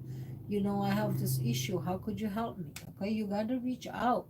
Nobody will come to your home to give it to you for free. Okay, you got to reach out. You have to ask, you have to look around, you ask people, you talk to people, you ask for help. Okay, ask for help when you need it. It's nothing wrong with that. Okay, when you need help, it is okay to ask for help, right? And I strongly, if you ask for help from one person, and you don't get it, that does not mean you stop. Okay, you keep on going until you get what you need, until you get your answers, and then until you get the support that you need. Okay, all right. So programs for disabled, there's a lot of programs for disabled. Governments have programs for disabled in the community again. So there are communities, guys. Use, again, I'm going to say this again, Google is one of your best friends for finding information. And then the second one would be word of mouth. Okay, so ask around, ask people who have the same issues. All right, ask your Epilepsy Toronto or your local epilepsy community on, how to help you with the issues, with your personal issues that you are finding, hard to deal with in your own life, in your personal life. Okay, so government assistance, you can find government assistance with a lot of things. So again, you have to search. That's your support system. More than anything is the willingness to search to have your life improved. Okay, you need to actually do it. All right, so if you didn't do it today, then doesn't mean that you don't do it tomorrow. Okay, if you didn't feel like doing it today, you wake up tomorrow with a fresh mind and just go ahead and do it. Ask one question a day. If you feel uncomfortable with asking people for stuff, just, hey, ask now, or ask in an hour, or ask another person. You keep on asking until you get the answers that you're looking for. All right, okay. Next, choose safety always. Ask for company to do things, shop, cook, travel. Okay, so depending on your severity of epilepsy, seizures, or any other condition that you have, um, there are moments where you need, for example, safety. You know, not to be by yourself. Okay, so the best choice for someone who has intractable epilepsy and severe seizure disorder, is to live with someone who's going to be there for you all the time. All right. Now again, some people cannot be, they have to work, they have to pay for medical bills, and that's again going back to the financial issue. It's a huge issue. Okay, you gotta find a way. Okay, rent a house with someone who, I've been thinking of it as a way of, being able to cope at some point with Virginia seizures. I've been thinking of, finding someone who's gonna be willing to rent a house, let's say half and half of whatever, or three different families or two families, where we can split the rent, and where we would help each other, support each other, to look after that other person when they have to go to work or if they have to go somewhere.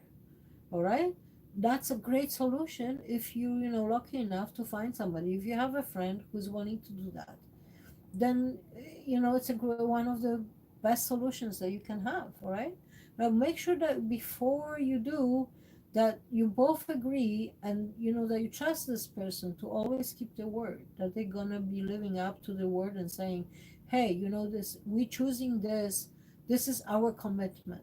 Okay, this is like getting married. This will be your commitment to commit, yourself to help that other family member, to be there for them when they need it. Okay. So if you don't, you ask for company to do things. So, like in case of Virginia, all right, when she wanted to go out, I would say don't go out by yourself. Have a friend. You had friends. I told her, hey, get your friend to come pick you up from here. If you want to go somewhere by yourself, okay, you gotta have friend coming pick you up here, and they have to come back and drop you off. All right, because I don't want her, especially in the winter time. If someone has tonic clonic seizures, and they have seizures where they fall down and they lose their consciousness, you don't let them out in the cold because you know the worst can happen. Hypothermia can set in a few minutes, right? And a person who's having that seizure loses a lot of heat in the body. So in a couple of minutes, they lose like degrees of heat in their bodies. Okay, so they need to be safe. All right. Um, shop, cook, travel. I found a shopping solution. Okay, for people who have issues to do the shopping online, cooking. All right, cooking. Uh, Again, tonic-clonic seizures, even myoclonic jerks. Virginia has got really bad injuries in the past, and cooking is not something that I let her do. I really tell her, and I'm really upset at her if she ever chooses to cook anything. I don't want her to fry anything. The only thing that I told her that she can do, if she wants to prepare her own food, she's allowed to warm up the food in the oven, okay, only. Okay, and so no top because she has actually caused fire in the house. We had a fire a few years back. She was still a teenager, young teen. On my birthday, I came back. My whole kitchen was black. Okay, uh, she was home by herself. She managed. She was smart enough. I think she was like, I can't remember how old she was. She was young teen, but she managed to ask for help for neighbor that never did anything for her. Then she called the fire department, and but she didn't. I don't know what happened. Okay, so she could have had one of those shorter seizures. Okay, she was lucky not to get burned at that time. All right, she got burned at a different time, where she had half of her body burned. We also have a video on that. You guys are welcome to check it out. But she really could have things the whole house could have burned down. If she was not okay. But at that moment, she was able to actually call 911. I think she was 14 or something, or 15. And then she called her father. By the time I came back, because I was working that day, okay, that was like right at the beginning when she started having seizures. And I made huge changes after that, in my life, because she almost burned the house. Who knows what would have happened to her if she was in a seizure for a prolonged time. Okay, so I made huge changes, and I really suggest that you make those changes before really, really bad things happen. Educate yourself on first aid, okay? Going back to health and support system. You gotta know how to take care of your person, how to take care of yourself when injuries happen.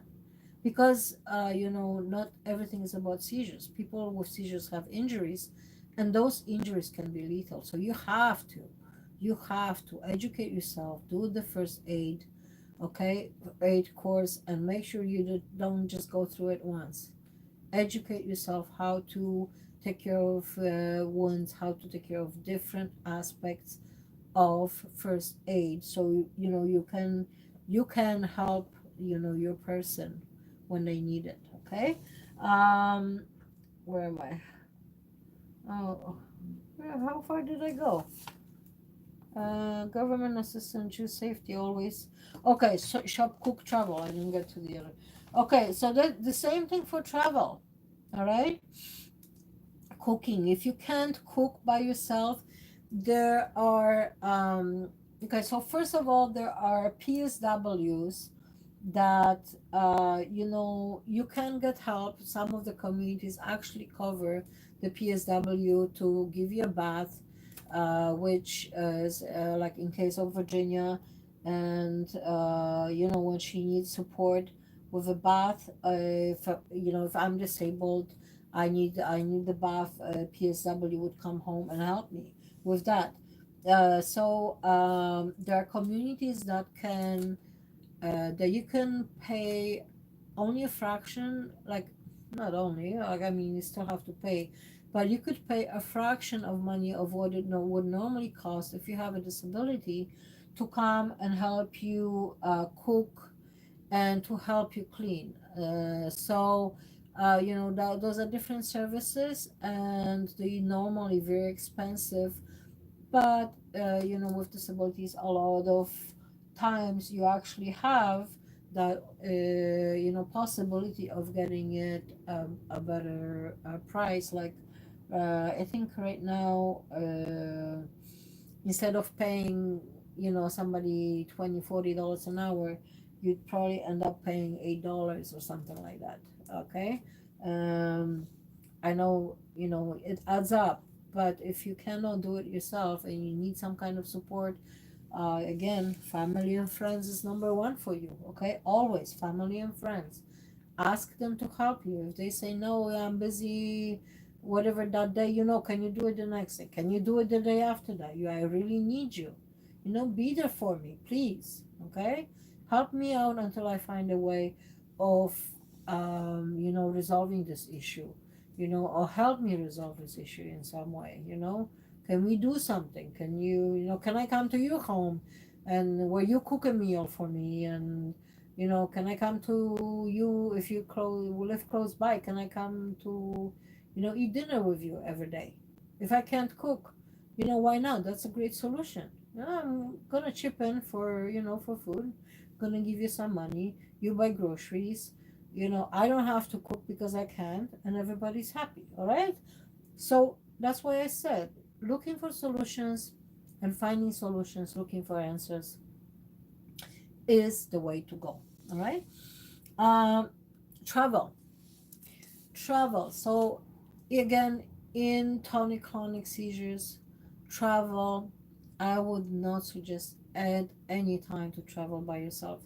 And when kids are young and when they're teenagers and they choose to do crazy things because they're young and because they're teenagers and their hormones all over the place, they choose to do stupid things. And they um and as them, as somebody going to a different country, choosing whether buying a ticket and letting me know the last minute that they bought a ticket to go somewhere to visit someone that they've never personally met. And like, what you can do, there are things that life will throw at you, that are outside of your uh, of your ability to do anything about it at the moment. Okay. And then, as a caregiver, I felt helpless because I had no money to go with her. I wanted to go with her, I had no money, so there was no way. She said she's going whether I'm going to let her or not. Okay. So she was old enough to do it, and I'm the one who got her passport, so it was my fault, because we have traveled somewhere else before together, but together is different because I'm there to watch over, for her. Luckily, her seizures weren't as severe at the time, and she told me years later that she actually had a seizure while she was in the snow with her friend. But those are the things that you need to really address and not make those stupid decisions, because I'm sorry, but that's stupid. Okay, I gotta say that. So making dumb decisions that can resolve in really, really bad outcomes are not a good idea. All right.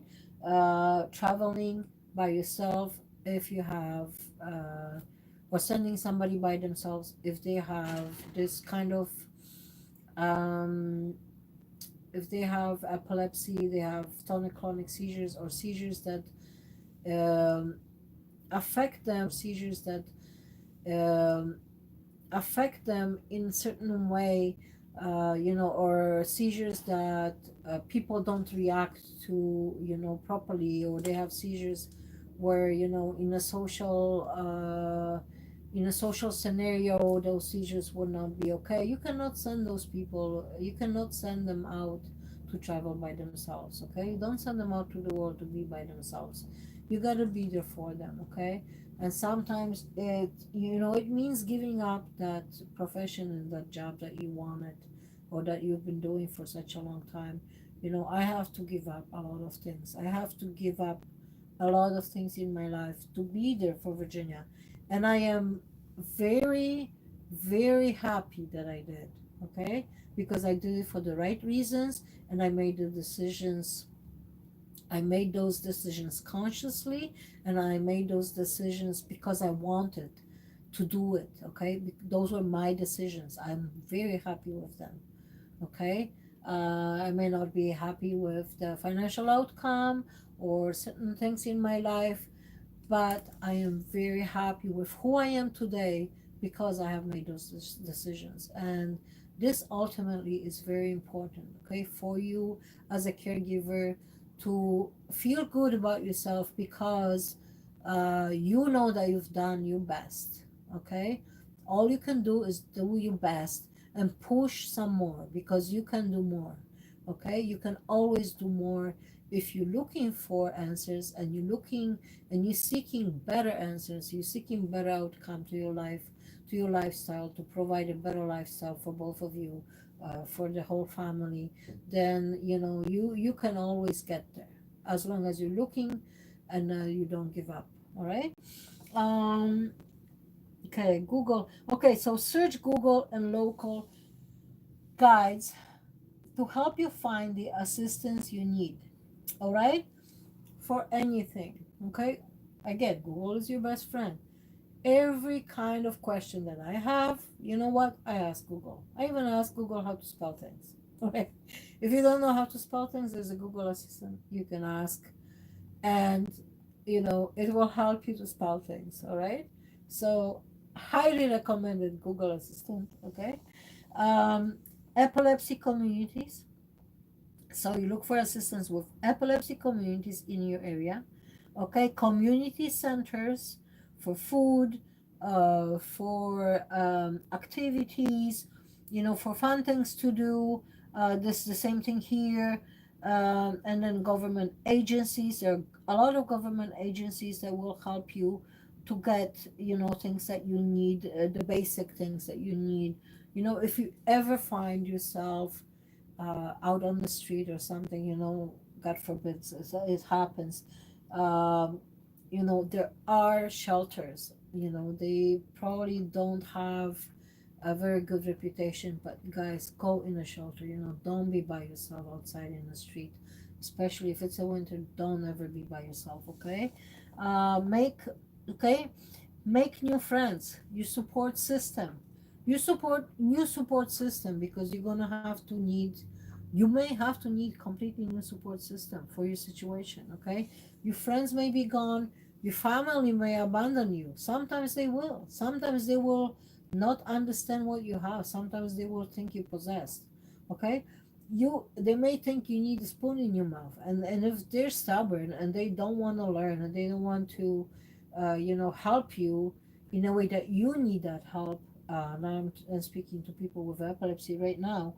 Then you may need to make new friends. Okay, so if you are a caregiver, your help your loved one to find new friends, to find new new things to do that they can do.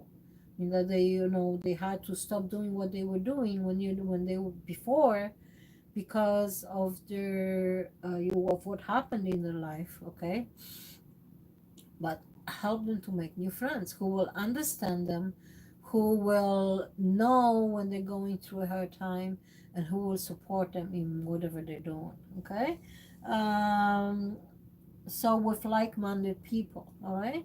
So again, going to groups. There are a lot of government programs even that help with depression, which is one of the biggest things that affect people with disabilities, epilepsy, and even caregivers. So definitely look for that help, and get some support, all right? In whatever area of life you need support, always look for it, all right? Social media. So, social media, you can get a lot of support from social media. Realexcel Epilepsy Portal page on Facebook, and a closed group, which means it's private. It's only for people with epilepsy, their families and friends, okay? And people who want to learn about it, all right? So, support groups and social media is your best bet when family and friends don't work, okay? Because if you only have family, friends, you may not get enough help over there. You're still looking at social media for your emotional support, which is really, really good. Okay, a lot of people find social media to be very helpful. So you have YouTube. So you have YouTube for videos that can help you. So if you have any questions, you type your question in, or how to let's say fall asleep fast, or if you're looking for, you have trouble sleeping, or how to deal with depression, okay? So you ask that in a Google search, or you can ask it in so that would most of the likely you would have written answers for that. You can also go on YouTube and ask the same questions, and you find videos that a lot of people will give you really, really good answers for that. Not all videos will, but most of them, or a lot of them will. And then you have Facebook as well for support groups where you can make friends. All right. So since this is the end of almost the end of the video, I will tell you again that we have a community tab that, again, we'll be posting videos, posting things that will be coming out in the future, and we will be. You can also comment on those, and you can comment on under any of the videos that is coming out, whether it's live or live stream, or it's a video, and I will answer your questions, okay? Now, so this will be seek help for everything that you need, okay? Whether you are a person with disability, or if you're a caregiver, or you're just watching the video, okay, because it's interesting, all right? um, Seek help for anything that you need to improve in your life and that you want to change, okay? Change is inevitable. It will happen. If you don't make it happen, it will still happen to you, okay? So you can make changes that will empower you, that will make your lifestyle better. If you, let's say, if changes need to happen and you cut them in time, and you start applying things to put you in queue with those changes that you want to happen, okay? So like, let's say, um, you know if you are having seizures at work, and and you feel that you may lose the job because of that, you either start looking for a new one, or you look for a new way of income, okay? Maybe it's time. If it's time, don't wait for it, because if you find yourself that you were just, somebody just fired you or whatever, and you suddenly have no job and no income, what are you going to do? Okay? So those things need to be addressed. When you have the gut feeling that things need to be changed, you go ahead and make the changes, okay? Look for another job. If you can, look for another job. Look for different ways of income, okay? You don't have to be just one way of income. You can make income in different ways. You can make income online. There are different ways, all right? Uh, so tailor the changes that you must make in your life according to your personal situation and needs. Changes are inevitable and necessary, okay? So again, your personal information, I could give you, I could talk for 100 hours, okay? that may still not give you the answers that you are looking for because you have a specific situation. So everyone has a specific situation in their own life, okay, and specific needs. And you got to know what these needs are, okay? What do you need? What do you need? Okay, so here, make adjustments, okay? Make a plan on how to make those adjustments, all right? So you say, okay, what do I need? Okay, you write down uh, on the left side, let's say you can make like 3 lines, and you say on the left side, you write down, I will make a video in the future, okay? But just for now, you can say, what I need right now, okay? I need to find more money, more income, okay? Or I need to change the job because the one I have right now is not working. I'm having a lot of seizures because the manager of the place is stressing me out every day, and I have seizures all the time. And it's really cutting down the hours that I work, and they don't want to kick me out because I have seizures, blah blah blah.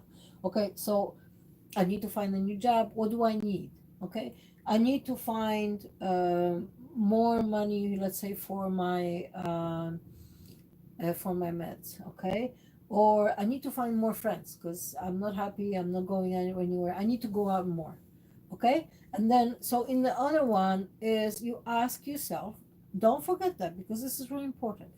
How to find a new job that I need, that I can do, for example, okay? Or, and how to find a job that will give me the money, or what kind of a job will give me the money that I'm looking for, right? So if you ask yourself the right answers, you will come up with the right questions. You will come up with the right answers, all right? And on the third, so you 1, 2, 3, in the third row, you write your answer. You got to do your research for yourself because nobody's gonna hand it to you on a silver, golden, or diamond plate. It's not gonna happen, okay? Um, even if you want to, okay, my little girl. And so you got to write down the answers at the end, and those are your answers, and act on your answers. So I'm gonna introduce you to my. Hey, hang on. Can you unleash the beast? Because I want to show Zena. I'm just gonna put this here. Zena, come here, Mama. Come here, sweetheart. Come sit. Oh, come here. Okay. Don't be careful. Yeah, Okay, so this. careful. Okay, so this is. Excuse me. She's gonna stop. What? It's stuck in her tail. She's like, what's going on? Okay, I gotta. Zena. Okay. No, I just put Wait. it down. Okay, Zena, up. Okay, come here. Up. Come here. Up. On Mama, because I don't want all of your. So guys, Wait, I need to turn her around so they can see Zena. Oh, Zena can smell the other dogs because Virginia is actually. Oh, and I saw Nova too. So. Oh, guys, Virginia is doing Dog walking. So there is Rover. Is a Rover. I'm gonna post a link. That's the app. I'm gonna post a link below the video for To my Rover. app? No, to mine. Mm-hmm. Okay. And you guys can get either, let's say, Rover services if you need someone to take care of your dogs in your area. Or so that's in States and Canada. So Rover is good for both. I don't know what kind of services are in UK or Europe. So you guys probably have to find local ones. But so that's another way of income, okay? I have done that as well. So I did a lot of dog walking. My dog is going crazy right now. Virginia, can you just keep her? I'm almost finished. My door. No. So I want to finish the video, hon. Thank you. Okay. So I have started doing that as well. Uh, as I was talking about different types of income and, finding different ways and getting your answers. So I was doing Rover and I was doing, some things online. So I'm getting income from different places to help me, pay for the bills and pay for the things that we all need to lead our lives. Okay. So that's one of the ways that you guys could actually help yourself. If you're, caregiver, you can have a pet in your home, okay, to take care of a pet in your home, which is one of the most popular ones and the best paying one as well. And so you don't have to leave home. Somebody will bring the dog or a cat to your home, and then you will watch over them and you get paid for that. Okay, so it's a wonderful way of making money. If you don't have pets at home already, you will, you will get some of that, love. So that's really cool. All right, and I'm gonna post a link below the video for that. What I would like to do is I would like to finish um, tomorrow and after tomorrow. We have videos also coming out. I have posted them in the community tab. I can't. I am so tired and I'm actually getting a headache right now because my back has been hurting me. So I need to finish up, and so you guys can check out the videos that are coming out in the community tab. And on Sunday, I will try to have the video to navigate our channel out by on Sunday. Okay, by tomorrow I'm gonna tweak it and see if we can get that out for Sunday. All right. So video out tomorrow live stream, after tomorrow live stream, and possibly I'll do something on Saturday. Um, Probably not as long, maybe just shorter. Maybe I'll just pick something off the page here and see if I can talk on one of the topics. If you guys want to cover any of the topics on Saturday, then let me know what you would like to talk about. Okay, and I will ask Virginia to actually be on the live stream if she agrees. If not, we'll do that on Friday because Friday night we're having a session with Virginia, okay, to talk about seizures and her experience with epilepsy. All right, so I hope you can join us for tomorrow and after tomorrow live stream, and I'm gonna let you know about Saturday and Sunday what's happening. Okay, take care. Remember, lots of love to all of you, and see you next time.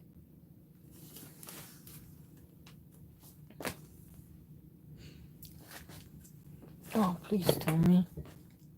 Okay, good.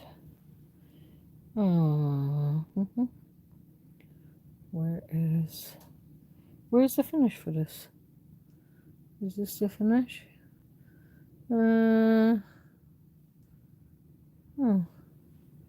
There.